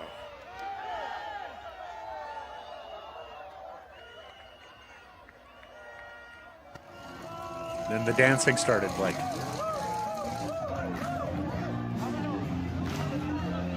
Yeah, not Mexico City, folks. No. Vancouver. Line dancing on Granville to a Mexican victory. Do you think that if You asked for Mexico City, we got that coming up here, Mike. do you think that if Vancouver didn't host any FIFA events, that it would still be as big as it is? It wouldn't be that big. It wouldn't be that Like big. for some reason, because we are a host city, it's become a gathering. Oh, for place, sure, huh? for sure, absolutely. I mean, I think it would. I think you would have parties. I think you would have Yeah. people out, but I don't think it would look like that. Mike, do we have the Mexico City video? That looks like AI. Just like that, the curse is broken. There will be a fifth game at long last for Mexico. I mean, just out of this world. First half goal. And to be fair, Mexico has played very, very well. The dog days of Mexican they soccer have. from, remember when Canada was beating them going into Qatar, and even coming out of that World Cup, like Mexico did not look that good. The last 18 months, they've started to ramp up, and they're looking pretty good. How about that 17-year-old Gilberto Mora, the second youngest player in history to start a World Cup knockout stage match? The only one younger, Pele. Yeah, it's good company. That is really good company. And you beat Lamine Yamal, Arda Güler, like Yeah. those guys were older. Yeah. And now it is Mexico, England, Sunday in the round of 16 from the very same Estadio Azteca in Mexico City. Mike, you and I were texting last night. I am not sure I have ever heard a stadium be that loud for that long last night. That was It crazy. was 2 straight hours of a reverberating crowd Yeah. coming through your Well, television. the stadium is conducive to that. I mean, all the players that have set foot in that pitch and played it, they say that the sound doesn't leave. Bobby Leonard Uzi once told me it was one of the highlights of his soccer totally playing too. career, walking Yeah. out to play a match against Mexico at the Azteca, and that wasn't even a World Cup match. It was Yeah. just playing. I mean, it's one of the cathedrals of the sport, and so you're going to have the country that invented the game, and boy, was that nervous today against Congo. Oh. Congo stood in the ring and said, "Bring it, let's go." Yeah, with all of their great stars at the Azteca playing Mexico, who, as you say, have looked brilliant in this tournament. And then the winner of that gets the winner of Norway-Brazil. Well, Mexico has not surrendered a goal in the tournament, and they are the third team to go 4 games without surrendering a goal and 4 straight wins at the tournament. Like that, like again, like Mexico looks good. Mexico Yes. has a chance to go on a run here. Yeah, Norway beat Cote d'Ivoire to advance yesterday. France just obliterated Sweden. And really, as excited as I am for the tournament and the round of 16 and the quarters and beyond, and there may very well be an elephant in the room with this World Cup, or more accurately, an éléphant. Oh, Because I'm not sure if France plays as they played yesterday, that anybody is hanging with France. I mean, to watch Elise and Mbappe and, of course, the hat trick from Dembele last week, like, they are terrifyingly good. they are. They remind me of, like, the Soviet Red Army team in the early 80s when I was a kid and I could barely peek through the covers against Canada because they were just so good. If you thought Paraguay bunkered down well versus Germany, just wait to see what that looks like versus Honestly, France. they should line 11 guys up just in the goal and see if France can pick corners. And then just hope for penalties. Yeah. 120 minutes of 11 guys in the box. Yeah, in the 6-yard box, not in the 18. You get them all back there. Like John Tortorella style hockey way back when. Also interesting- Just collapse in the crease, guys. Just the way this has worked out, the 3 host nations are all in 3 separate corners of the bracket right now. Theoretically, it won't happen, but theoretically, they would all be able to make it to the semis. I don't think it's going to happen. I was texting with our friend Captain Greg Bell down in Seattle yesterday, and he said, "Oh, Matty, it's going to be tough. That Morocco team's pretty good. I'm not sure I like your chances." And I said, "Greg, you just make sure you're at Foxborough on July 9th for our Miracle on Grass, Canada versus France." Yeah, I think Greg's got to worry about Bosnia-Herzegovina first. USA versus Bosnia-Herzegovina tonight. USA playing on Canada Day. Canada playing on the 4th of July. And for many of us, what a sports day Saturday will be. You wake up in the Emerald City after watching the Blue Jays win on Friday night, you sure hope. You find a pub close to T-Mobile, because, of course, if it goes to penalties, it might run close to first pitch on Saturday afternoon. You watch Canada with those legions of Canadians who were down in Seattle for the Blue Jays, and then you walk into the stadium on the 4th of July. Yeah, that could be good. Canada training in Houston in advance of Saturday's round 16 match versus Morocco. Anything to report from training? Alfonso still not really full go. It looks like again, only portions of it are available to the media, so it's hard to know entirely. But it was 34 degrees Celsius, so people are they're questioning a little bit as to whether or not it's as smart to go to Houston as early as they are and train in the heat. They could have theoretically come back to Vancouver, trained up here in our weather. Remember, they're playing in Houston's indoor air-conditioned stadium. They don't need to get used to the heat. But they do get the benefit of not traveling closer to game time, staying in the time zone, all that stuff. So anyhow, they're training in the heat, and it's oppressive heat. They trained early today, 11 a.m., 34 degrees Celsius heat. So maybe that'll prepare them extra once they get inside. They'll feel like it's a hell of a lot easier, but no surprises at training today. Caps are training too at St. George's ahead of next week's Canadian Championship match at Swangard versus Cavalry FC. And there's bad news to report. Not from St. George's, because he was still down in his native Peru. But Kenji Cabrera has a fracture in his right foot. And the Caps reported that yesterday. Now, of course, A.Z. Jackson had already left the Caps during this World Cup break. Couple wingers down, yeah. Further depleted on the wings here, Blake. Adekubi and Ryan Gall are ready to go. So 2 in, 2 out, but different positions. So... yeah, the winger depth is suffering here. What's puzzling here is it must be a very unique kind of a fracture, because generally 4th and 5th metatarsals are pretty quick to heal. Like they're saying 4 to 6 months. Is 5th metatarsal your pinky? Yeah, it's your little piggy. Yeah, it's down. It's not your toe, but you're supposed to go to market. 6 months at market.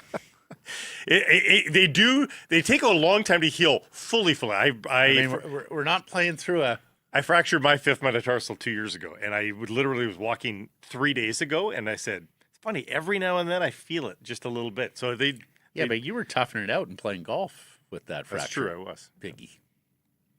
Not playing professional soccer. No.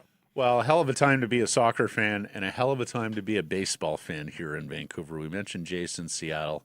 How about this, though? The news today from Shai Davidi on the Blue Jays beat. Max Scherzer is traveling with the Blue Jays out west. He will make a rehab start Friday with the Vancouver Canadians before joining the team in Seattle for the weekend.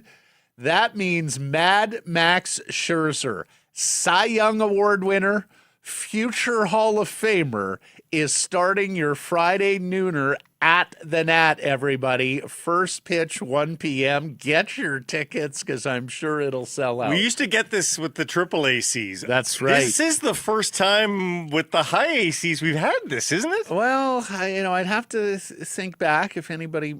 I don't think we've had a high-profile rehab. I would have to reach out to Rob Fay, Tyler Zickel, and see if their memories.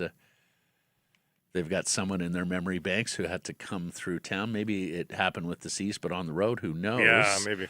And they win last night in dramatic walk-off fashion for the sellout crowd at the Nat. Here is the man of the night, the Iowa meat truck, Peyton Williams, getting her done. Here we go. Power versus power. First pitch. Line drive left center. That's a base hit. One run is in. Here comes J.R. Freethy to score. And the C's walk it off. 6-5 your final. The Iowa meat truck delivers a Canadians win.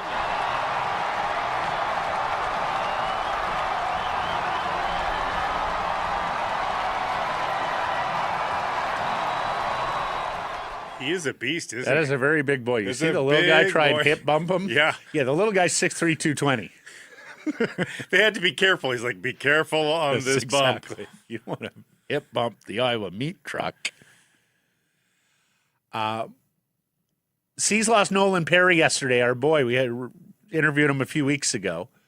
The outstanding right-handed pitcher who was just sterling here in Vancouver, struck out 46 in 30 and 2/3 innings. He's moving on up, promoted to Double-A, went 3 shutout innings last night for New Hampshire. He's also going to play in the Futures game at the All-Star game later this month.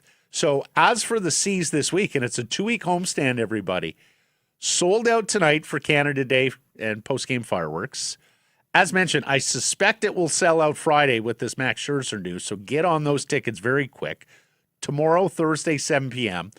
A reminder, Saturday is a 5 p.m. first pitch. This is very irregular for the C's, but they're doing a couple of 5 p.m.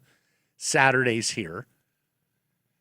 And that Canadian Club platform patio in right field is now open. It is first come, first serve. If you have a game ticket, then you can make your way up there. High top tables available. It's a standing room area. High top tables available. Get your tickets, 604-872-5232 or CanadiansBaseball.com. Jays lose to the Mets. They get shut out. Vladdy Guerrero scratched with a bad back. They're at it today in a Canada Day matinee. They're in Seattle this weekend for the annual Love Fest at Rogers Center West. And boy, if you're a Jays fan, you got to love how it lines up rotation-wise. You see Dylan Cease scheduled to start Friday, Shane Bieber scheduled to start Saturday, and then the former Vancouver Canadian and rookie sensation Trey Savage set up to start Sunday. The Jays swept the series in Seattle last night. You know they play well in front of all that love from Western Canadian Blue Jays fans. Mariners beat the Angels. How about this? Day off today for the Mariners. I don't know if that's because they predicted USA would be playing on this day, World Cup. They resume their series against the Angels tomorrow. Weird, yeah. And team president Jerry Dipoto may have tipped his hand with regards to trade deadline mission. He was speaking yesterday on lefty Cade Anderson, the number 3 pick in last year's draft, who many believe is the best pitching prospect in all of baseball. He has been utterly dominant, working his way up to Double-A. Now, as a college pitcher at LSU, people thought he could move quickly. But Dipoto all but guaranteed he's going to be a Mariner here soon. He said he's been better than Logan Gilbert, George Kirby, or Brian Wu were in Double-A. He's going to skip Triple-A because the Pacific Coast League is filled with tons of great hitters, environments. A lot of teams don't want their best pitching prospects having to go through those ballparks and lose confidence. And he said they need to fix the Major League Baseball situation before he's called up, meaning trade or injury. Remember, they already have the 6 starters and they're doing the piggyback routine. So Couple more starts left for the best pitching prospect in the minors before he hits Seattle. We'll see what Dipoto does by the trade deadline at the end of the month. BC Lions back at practice where the injury woes mount heading into Touchdown Kelowna Part 2 from the Apple Bowl this Saturday against Edmonton. Add Vernon's Ben Hladek, the starting linebacker, to the injury report. He was limited yesterday with an ankle injury. TJ Lee and wide receiver Kieran Poisson did not practice at all, and of course, the receiving corps has been ravaged by injury with Javon Cotoy, Stanley Berryhill, Seven McGee. All have been hurt. McInnes is playing through something. And Kirby Yates, the starting offensive lineman who missed last week, was limited at practice yesterday as well. And Ryan Rigmaiden, their general manager, did confirm to me special teams responsibilities will be assumed by the staff collectively this week. And they're hoping to get a new special teams coordinator in after this game when they're on their second bye week of the season. They, of course, fired Corey McDermott, their special teams coordinator, Sunday after that dreadful performance against the Stampeders. Results of Tuesday's daily poll question. We asked which ex-defenseman should the Canucks sign for depth and leadership. The options were Ian Cole, Erica Branson, Noah Juleson, Luke Schenn. The winner is? Luke Schenn. It's Luke Schenn. So they were right. 53%. Team well agreed done. with you. Well done, Luke Schenn stands. They probably saw this Cole the at way 40 voting was going. Yeah, Cole at 40, Gutty at 5, Juleson at 3. Eric, fine with Schenn or Cole. Cole, my worry is that he lowers the expected goals against too much. Oh, come on. Stop Spencer it. says bring back no. He's an Abbey guy. Birdie signed. Bird says 100% Cole. Like, come on, people. Well, it was Schenn. Cole went to Chicago. Thanks for joining us. No error or omission today. At least I didn't see any. Note any. Thanks for joining us, everybody. Appreciate you spending some time connecting with the program. Please do subscribe to all our assorted channels, YouTube, and wherever you get your podcast. Follow on social, X, Insta, Facebook, TikTok, YouTube, Blue Sky. We are live on many of those platforms, noon Pacific time weekdays. And, of course, please do support the community sponsors you hear us talking about. Keep it local. All right, so Harrison Price back live here at the historic Wall Center in the Nation Network studio. It was 1 hour ago where our colleague David Piniota of the DFO Insider had David on the show, yesterday? Yesterday. Yeah. Broke the news that the New York Rangers and Vancouver Canucks were working on a deal involving defenseman Marcus Paterson. It has since been followed up on by a number of reporters, including Molly Walker of the New York Post in the Big Apple, who says she can confirm multiple reports. The Rangers are acquiring Marcus Paterson from Vancouver. He had to waive his no-trade protection to accept this deal. Now, look, we all know that Jake DeBrusk is eager to join a more competitive team. We thought he might be the first domino to fall amongst the Canucks veterans. Turned out it was Nils Höglander a couple of days ago to Nashville. The suspicion being that DeBrusk has a pretty wide list of teams he would accept to trade to as he looks to get out of a rebuild in Vancouver. I think you can argue that Marcus Paterson was probably second on that list in terms of markets available to him. And look, who doesn't waive their trade protection to go to the Big Apple and the New York Rangers? It's an attractive. Swedish players generally aren't chasing the bright lights of the big city like that. And Marcus Paterson made a lot of sense to trade, but there was just no smoke, and it was very perplexing to me while we were talking about Elias Pettersson, while we were talking about others ahead of Marcus. He seemed like he came for the exact same reason as DeBrusk. He saw a team on the rise, a team that he thought could contend for the duration of his career, probably. He's over 30.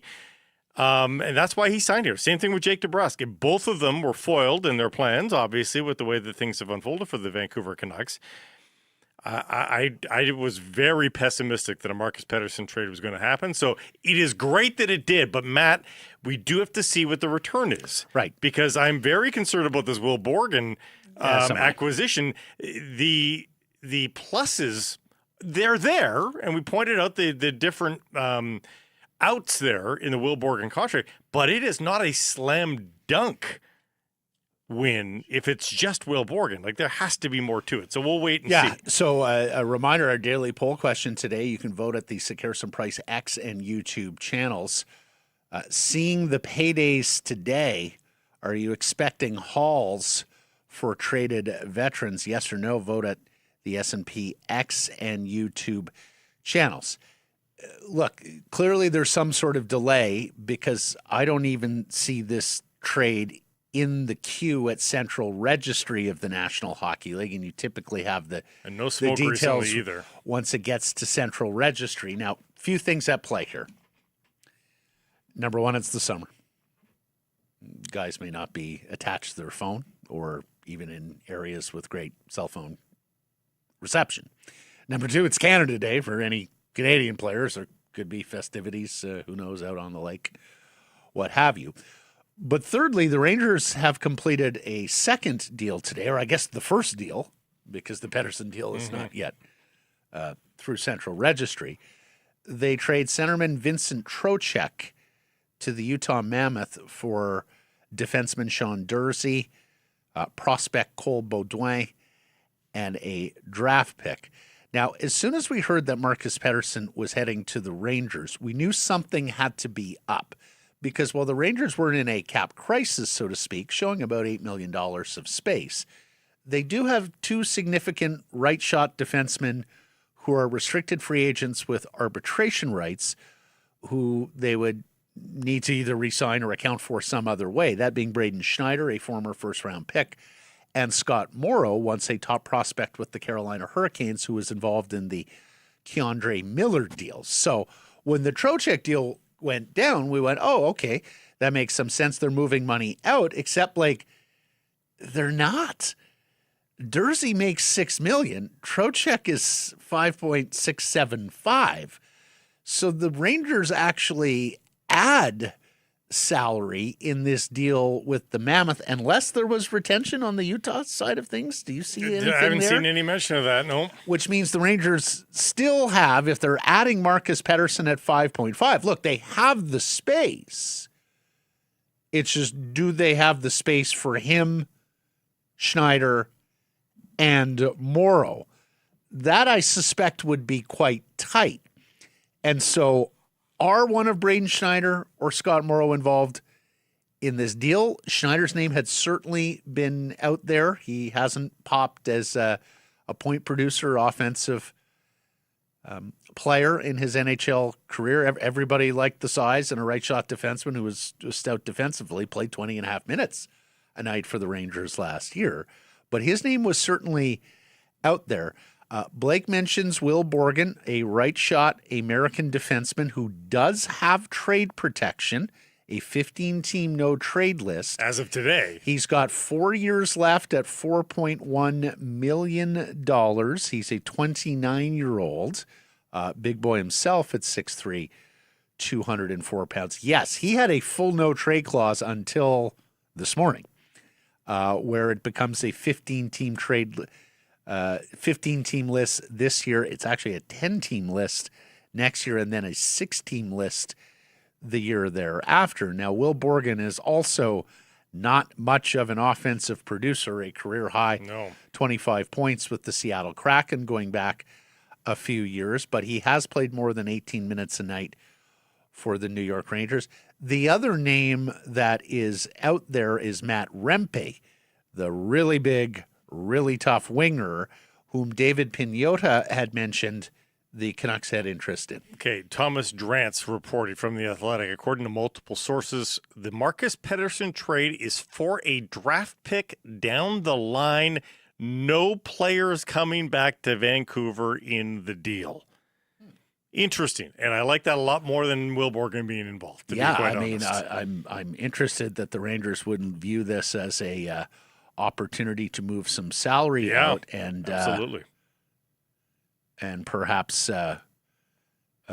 rectify some of their cap tightness. And of course, they're cap tight in part because Dorofeev, whom they acquired from Vegas on draft night in a trade, They're paying him $11 million a year, Blake, They on a don't- 7-year deal. They don't have a second this coming draft in 2027. They don't have a first in 2028. So your best case scenario, I don't think they're giving up their first round pick in 2027. No, I would not So, think so. I'm guessing it's the second in 2028. Because the fact that Thomas used the phrase down the line makes it think it's not the 2027. So you're wondering about 28, 29, 2030. Rangers do have first-round picks in 29 and 30. They have second-round picks in 28 through 30. They have all their third-rounders over the next Matt, there was an NBA 4 trade drafts. today where a player was traded for a first-round pick in 31 and in 33. Yes. So I'm not sure you're allowed to do that in the NHL, but Blake. just when you think that a 29 draft pick seems too far off, just consider that though. That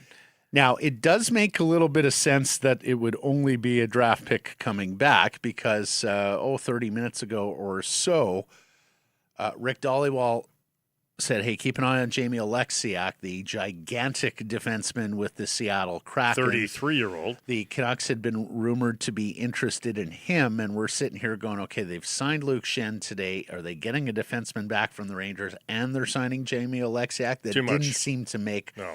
a whole lot of sense, especially where AFP Analytics projects the Jamie Oleksiak contract to come in at about 2 years at $3 million per. It certainly would make a lot more sense if the Canucks trade out Marcus Paterson, sign Jamie Oleksiak to replace him on that second pair, and then acquire a future draft pick from the New York Rangers. Now, the other thing, and boy, what a tangled web we weave here. If Marcus Paterson is traded to the Rangers, and all the reports, no reason to doubt, that would leave just Victor Mancini and whatever comes back for Marcus Paterson from the JT Miller trade, of course, Blake, because they got I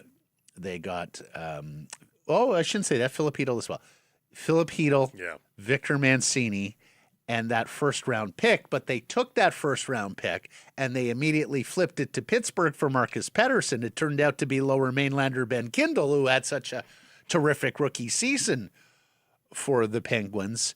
And so this also becomes part of the JT Miller trade tree, which that Pittsburgh-Paterson deal was the first offshoot of the trade tree. And now we will have yet another branch here when this deal is completed. None of it is looking terribly promising. Well, I was going to say, I mean, if they get a future first-round pick for the Rangers, everybody can stand down on the JT Miller and then flipping that first-round pick for Marcus. The tree is Paterson. alive. I mean, the tree is alive, some may but sit it's, there and it's quibble turning and say brown. we could have had Kindle, okay, but yes, it would replace if it is their first-round pick, and that might be ambitious. But Blake, I see lots of good reviews on the Rangers side of this before knowing the return. J Fresh Hockey, Marcus Paterson, acquired by the Rangers, top 4 puck-moving defenseman, brings solid defensive conscience, gets hit constantly, literally has gotten hit more than any player since entering the league. Yeah, and was one of the many defensemen to not adapt all that well to Adam Foote's system last year. But I'm seeing a lot of love for this deal amongst Rangers fans and media saying, yeah, I mean, that's a legit top 4 defenseman, and that is something that the Rangers need if they are going through, because they put out another letter to their fans, this time talking about retool, not rebuild, a letter they sent to their fans years ago. If they think that's what they're getting with Marcus Paterson, that's great. I think he's a 4-5 defenseman. But that's fine. If they're happy with it, that's good. I will carry on what I've seen on social media here so far from the Vancouver Canucks side of things. I see a lot of people, a lot of discourse on the money in, money out portion of this. And we've talked about the budgetary stance of the Vancouver Canucks, but the money is pretty interesting today in terms of what's been spent and then what just left via Marcus Paterson. And I really hope this isn't a storyline that starts to get muddled in the years to come. This year, who cares? but being so budget conscious is not a great look for this team in this market. I feel like ownership, Matt, is talking or potentially acting as if people are going to stop going to games and there will be revenue streams lost to the Vancouver Canucks. I'll believe all that when I see it. I actually think if you do this rebuild right, people will happily show up to Rogers Arena and pay the ticket to see young talent burgeoning and showing promise of years to come. I think they will. And I think the fact that ownership could be acting in a way of, I'm going to lose so much money this year, so you can't spend any. I'll believe that when I see it. Well, all the reports are the Canucks are trying to cut down on costs. I believe that wholeheartedly. There's a report that Ryan Johnson's the lowest paid general manager, making less than $1 million. But they got him. So, I mean, I think they're going cheap in a lot of areas. I think one of the reasons Evan Gould wasn't hired is because he was going to be more expensive, both himself and what he was wanting to do to the front office than what Ryan Johnson and the Twins. So my question is, how many years does that last? Does this? Well, it's a great question, Blake, but also part and parcel of this is the brother Paolo, who is now out, and all the speculation, because the Aquilini Investment Group is a private company. They don't have to disclose financial records publicly, but everyone suspects that the two existing brothers who are staying with the club, Francesco, of course, the chairman, Roberto, have to buy out their brother at a franchise that's valued at about $2 billion, which is a gargantuan check even for rich guys. What do you got? Elliot Friedman, 2030 first-round draft pick, top 10 protected. That is tremendous work. I realize it's well down the line, Blake. We know this is going to be a long-term rebuild. But a 2030 first-round pick for Marcus Paterson, quite happy. That's very good. And here's the other way to think about this, folks. If the Vancouver Canucks rebuild is a Vancouver Canadians rebuild, or a Montreal Canadiens rebuild, pardon me, and gets a little ahead of schedule, guess what? That just becomes an asset to trade down the road. Like, if by 2029 the Vancouver Canucks are trending in the right direction, they're looking really good. They're nipping at the heels of a playoff spot in 2029.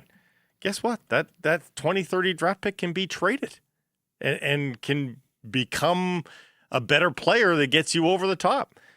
You don't need to wait for the 2030 draft pick to blossom into a player for this to be a big asset for the Vancouver Canucks. It's a great trade, not in any kind of world that I think Marcus Paterson would be able to get you a first-round pick. So that is a very good bit of business, despite it being a decade from now, it feels like.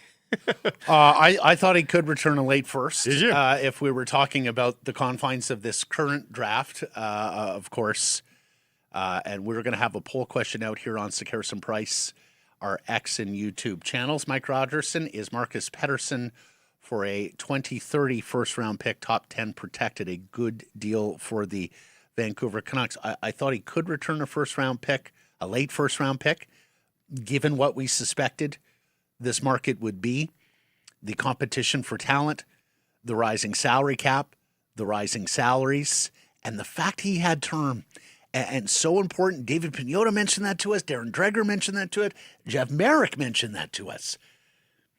Having locked in term with some of these guys who signed before or right on the front end of this rising cap environment had a lot of value in the National Hockey League this summer. And that's because general managers and owners love their cost certainty. There are going to be teams coming down the line here.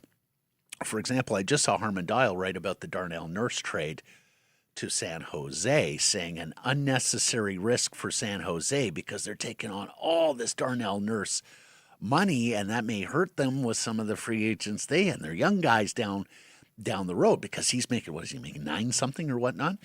But with players who are signed to reasonable contracts, like contracts that you could look at and say, okay, there's maybe not a ton of surplus value in that contract, but it's roughly market price now, or even slightly above market price now.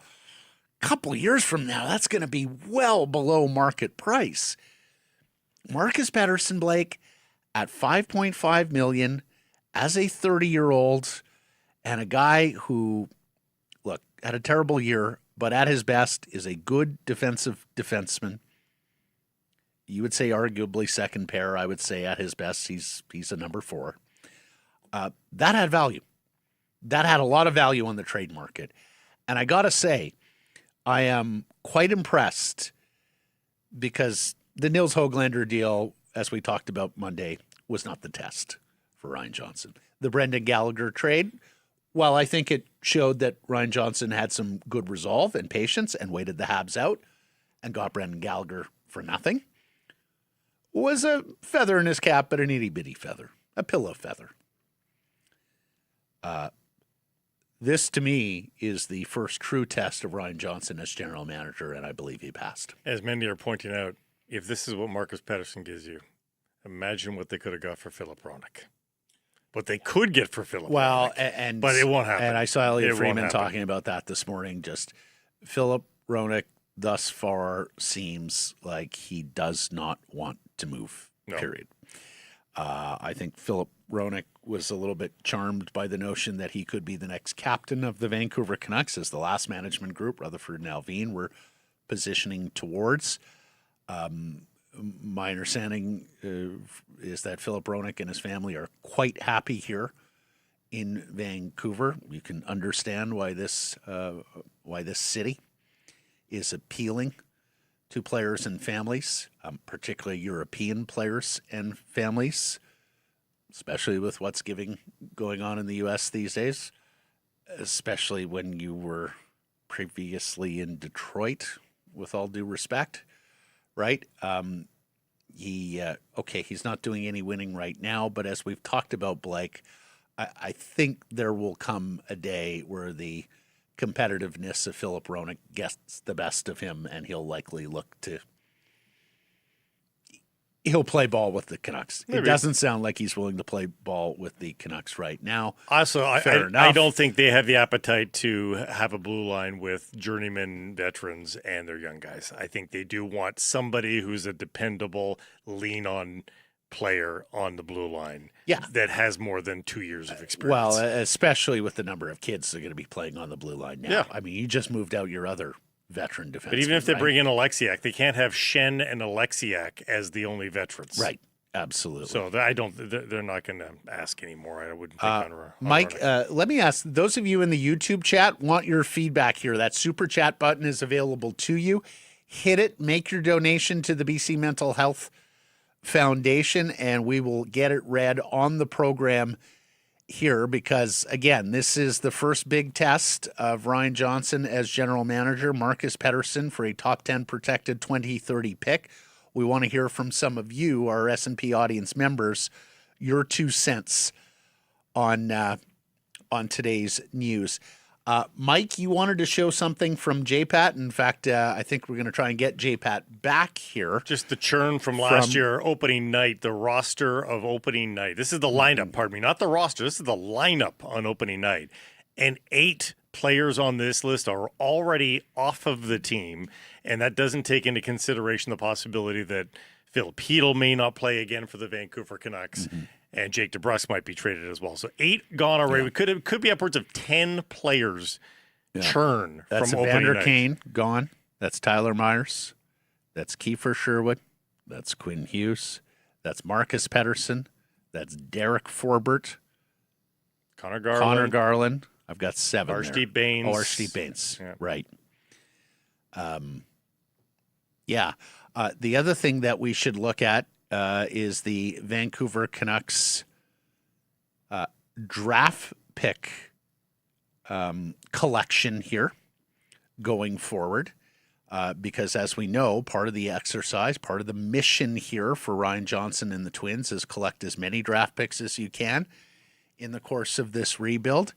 So we've talked about it for 2027. We talked about that actually last Friday or Saturday as we were signing off day 2 of our draft coverage, but they have 10 picks next year, including 2 second rounders, 2 fourth rounders, 2 fifth rounders. They have 9 picks in 2028, including 2 second-rounders. They have Columbus's second-rounder from the Connor Garland trade. 2 fourth-rounders. They have the Leafs pick in 2028. Should mention the second-round picks in 2027 are the Sharks pick for Kiefer Sherwood, the Stars pick for Tyler Myers. They have 9 picks in 2029 with additional third-round picks. One of them is Colorado's via Nashville for Nils Höglander. The other is from Dallas, also in the Tyler Myers trade. And now, Blake, they're on the board with surplus picks in 2030. They have 8, including 2 first-rounders, their own, and the Rangers' top 10 protected. Just to close this storyline, Will Borgen just got traded too, but it's just not to the Vancouver Canucks. The Rangers are wheeling and dealing. They just traded Will Borgen to the Bruins, getting draft picks in return, a second in 2027 and a conditional third in 2028. So Rangers are just, speaking of roster churn, my goodness, they are turning everything over there in the Big Apple. And we're going to look to see whether or not this Jamie Oleksiak signing to the Vancouver Canucks goes down after all, now that they have some open minutes available on defense, and needless to say, an open spot on that second pair left side. That's the kind of I say second pair left side. That's presuming Zeev Buium is able to hold down first pair minutes. We anticipate that DPD Kudryavtsev will be in the mix and vying for minutes on the third pair left side. Of course, they have Luke Schenn. They signed Luke Schenn today to play on the right side with Philip Roenick, who will certainly be the top pair right side guy. Tom Verlander, you're hoping he can hold down the second pair this year, his sophomore year, and then you got Victor Mancini and the Uber veteran on his third stint with the Canucks, Luke Schenn, on that side of the equation. So yes, Oleksiak at this stage of the game makes a whole lot of sense. I bet he tries to find a contender spot first, and the Canucks are the safety date. I bet you this waits for 1 to 2 days. I bet you this is a Thursday, Friday sort of signing for Oleksiak, because he tries. I mean, he's 33. He's literally down to his last few years in the league. He probably wants a chance to win, I would guess. Yep. Here's the upcoming draft pick chart. Yes, and that does not show the additional first rounder in 2030. Cap wages has not updated just yet. In fact, is the trade official yet? I don't believe the trade's official yet. But one thing the Canucks do have to work on is those first-round picks. I mean, again, we've chronicled 10 first-round picks in the last 4 years for the San Jose Sharks. Yeah. Like, that's how you do it. That's how you rebuild, baby. So they do need to pay attention to that left column and start to fortify with extra first-round picks. Great that they're doing it in the other rounds, too, but you need first-round picks. I'm just waiting to hear from JPAT here. Lots of thought bubbles. We're hoping to reconnect with Jeff down at Rogers Arena, who's covering free agency for us. Of course, our Canucks reporter, the host of Rink Wide Vancouver. I did, sorry. I just found the answer to a question that wasn't asked, but something we talked about. We like these. The other Luke Schenn, the other person who's come and gone several times. Right. Bomber. No, Bomber. 4 times. Or is that Claimed by Pittsburgh in the waiver for 5 games. Okay, yeah. Palmer did feel like he was coming and going a lot. Yeah. And they came back as a coach, As too. an assistant coach. Yeah. Right, with Travis Green. Still with Travis Green in Ottawa, if I'm not mistaken. All around good dude. See, that's the thing. Yeah. You're a good dude, guess what? People want to have you back. And Bomber was that as well. All right, Jeff is going to join us here in a moment. From Rogers Arena, where ASAP Rocky is performing this evening, and he and his people have taken over pretty much all of Rogers Arena outside of the media room, which is available there for those covering the Vancouver Canucks. And when we signed off with Jeff earlier in the show, one of the things we said was, hey, when is Ryan Johnson talking? And he said, been absolutely mum on the when will Ryan Johnson talk, because there is still business to be done. And boy, was there business to be done, Blake, because look, the Trocheck deal is very, very big, but this is absolutely one of the bigger deals in the National Hockey League today. In fact, has a first-round pick been traded today? I think there has been, but I struggle to. The other little bit of breaking news here, NHL wide guys, the Blue Jackets have now released statement, and so has Zach Werenski. Separate statement, both declaring their unending love for each other. Oh, they will how be about staying. I'm going to keep my family in Columbus. Oh, so what a Don Waddell must have done. Norris caliber defenseman will not be on the market. Yeah. No, I don't believe there was another first rounder traded Really? today, Okay. Blake. And in fact, I don't think there was a first rounder traded yesterday either. Okay, Jeff's ready. Here's Mr. Paterson, 25 years on the Canucks beat down at Rogers Arena, back for a second hit on this July 1st Canada Day program. Hello, Jeff. Hi there. Yeah, there's a 13-year-old out there somewhere that's going to be that 2030 first-round pick. Although I suppose if the Rangers really suck, it could get pushed to 2031. That's right. And then might be a 12-year-old out there running around this summer that someday will be selected with that pick. And that's hard to take for a lot of people because it is so far off. Yet it is a first-round pick that will be used by the Vancouver Canucks organization either in the draft or as an asset itself. And I think more as an asset, Jeff, more than anything. I mean, I think they hope to have the rebuild well in play by the time that pick rolls around. And at that point, you might be using that to acquire a player that gets you over the top into playoff contention.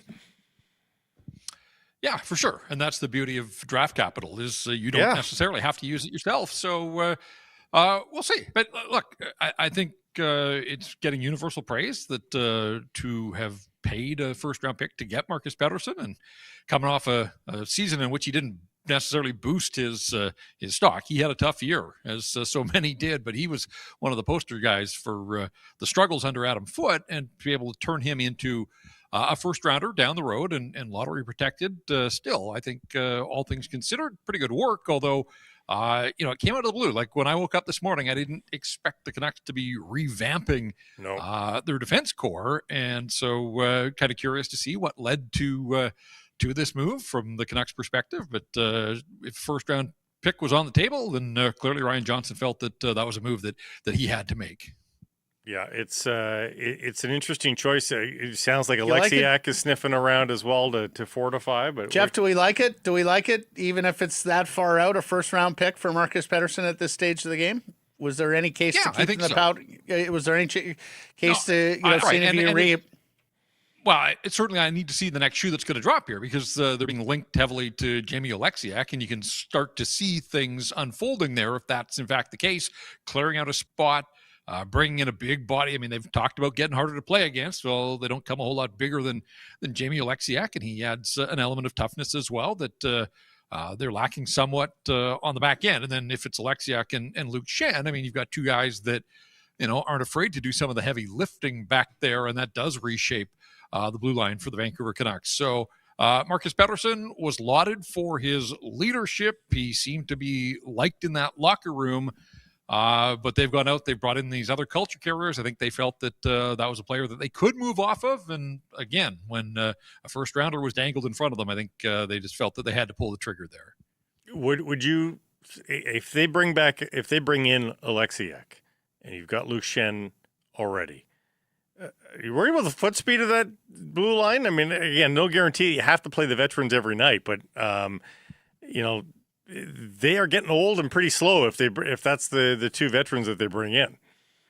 Yeah, I mean, it is a concern, certainly in a league that's getting faster by the day. But at the same time, I think Ryan Johnson, the other day on his Zoom call, he talked about role definition. It was a term that he used over and over and over.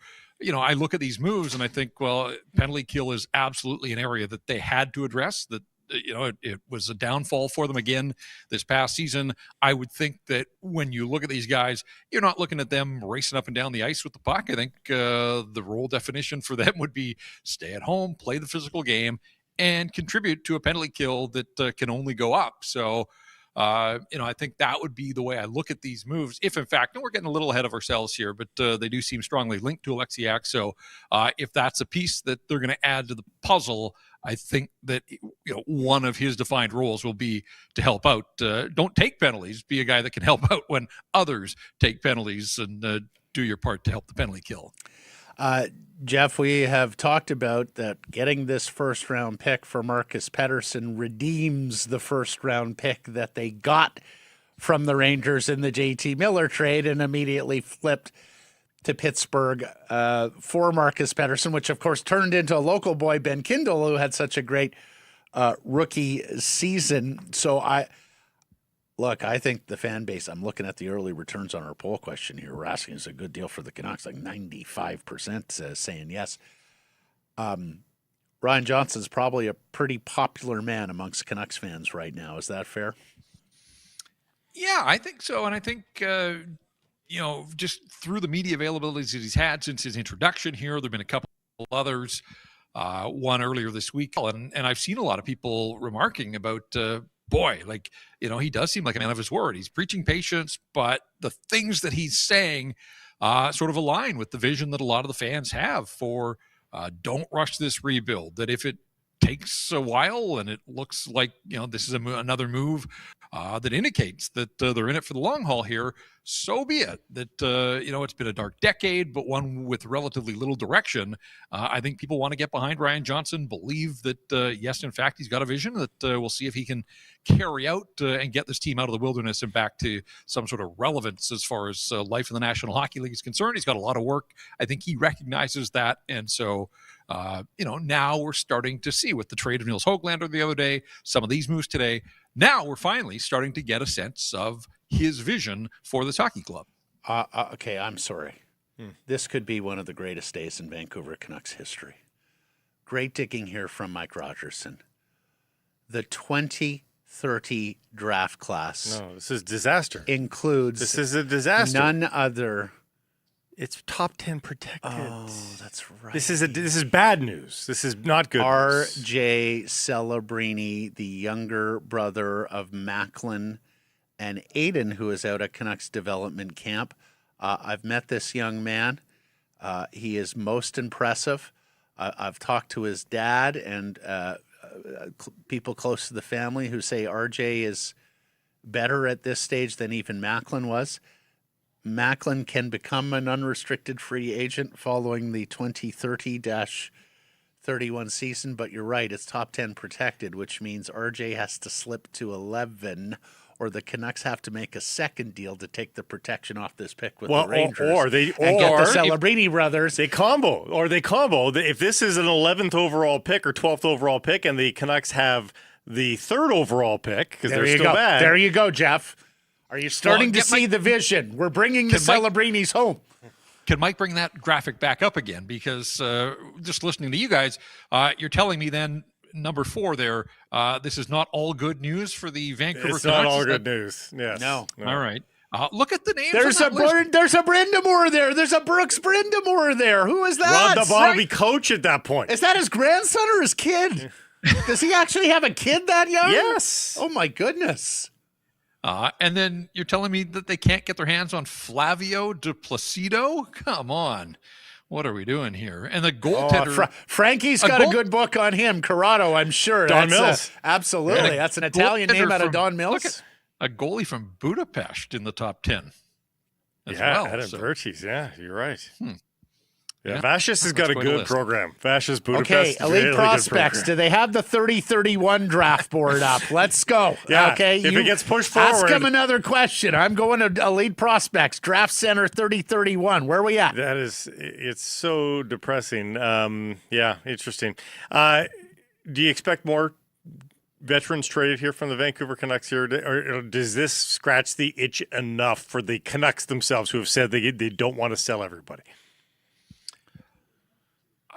I guess in my own mind, I'd sort of set the bar at 1.5, and I would have taken the over in terms of the heavy lifting this summer. So this is one of the guys that had trade protection. It's July the 1st, and certainly Ryan Johnson now starting to feel it when it comes to these trades that, we said on the weekend, until we see it, it's kind of hard to, give him the benefit of the doubt that he can craft the idea of a trade and then make the call and negotiate and do what he's done. But he's starting to find his rhythm here pretty quickly. So maybe he's on a roll. Who knows? By the end of the day, all we've been told here is to stick it out that the PR staff's not putting a time on an availability for Ryan Johnson.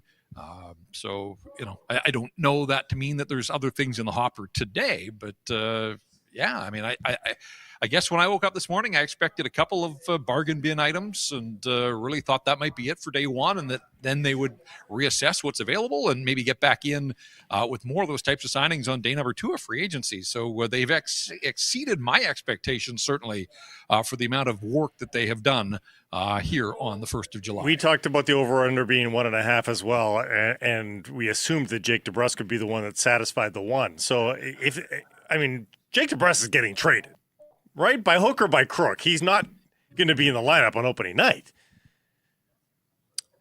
You'd think not, and he's still at $5.5 million for a goal scorer. I mean, that feels like a piece that other teams should be interested in. And I've said that again. He's not going to have the same kind of season he had this past year, where for whatever reason he couldn't score 5-on-5. So he's going to bounce back as a 5-on-5 goal scorer, and he may not score 19 power play goals, but I still think that he could help just about any team that wants to boost its work with a man advantage. So I have to think that there will be teams that are kicking the tires on Jake DeBrusk. So yes. He seems like the natural. I thought he would have been first off my list, but these things happen around hockey, and so didn't expect or see a Marcus Paterson deal coming down the pipe. Certainly on the first day of free agency, but that's now been completed. So who knows where it goes from here? But yeah, I still expect that there will be one of these other veterans with term, with trade protection, that is moved off this roster sooner rather than later. Okay, we want to remember the names Cameron Coombe, that's Coombe, out of Troy, Ohio, who is the top-ranked 13-year-old right now. Willie Liebrand. Just finished kindergarten. So just finished grade school. Willie Liebrand, who's playing in the U16 already in Sweden. Liam Tepp, who's a forward in the Montreal area, and then Quincy Fontaine, another out of Quebec as well. Not to mention these Matt guys are so young; they haven't even decided if they want to pursue hockey. That's right. They're still trying to figure out if they should play soccer or hockey. Come on, Jeff. They'll play. They'll play. If you're a top, Never mind low Jeff, hockey they're 12, IQ. going on 13. Come on, the die is cast. They're going to be hockey players. Never mind low hockey IQ. They have low everything IQ. They haven't been in school long enough to earn it. Babies. Just looking to see if there's any BC kids at the top of the 2031 draft. Okay, that'll have to wait for another day. And we're going to continue to wait on the wants to Canucks. go home. Thank you, Jeff. Appreciate it. Appreciate it, Jeff. All right, guys. Patterson, Jeff, our Canucks He's not leaving. reporter He's going for to hang out at the second arena forever. time. It is a little peculiar. The Canucks are not allowing a media opportunity yet. Is there something else happening? We'll find out. But no word, no smoke on anything from the Canucks for the rest of the day right now. Mm-hmm. You just keep on keeping on. I'm busy here. Okay? Oh, sorry to bother you. I didn't realize you had other stuff on the go. We'll be back tomorrow, of course, with the same old. Jeff and I with you on Friday as Matt chases his Bluebirds down in Seattle. And we'll see what else comes I'll be our here way. tomorrow. You're going to be here tomorrow. Yeah. And don't forget, of course, later today, Bosnia-Herzegovina versus the United States in the World Cup. Appointment viewing for that one. Yeah, absolutely. We thank you for joining us here on this special Canada Day edition of Sakaris and Price Free Agency Day. And thanks for hanging with us, those of you who hung with us as we waited more than an hour to get the Marcus Paterson trade return and top 10 protected. It needed to be unprotected. They should have foreseen the RJ Celebrini angle on all this. A protected, top 10 protected 2030 first round pick from the Rangers for Marcus Paterson. We'll talk to you tomorrow. Keep it local.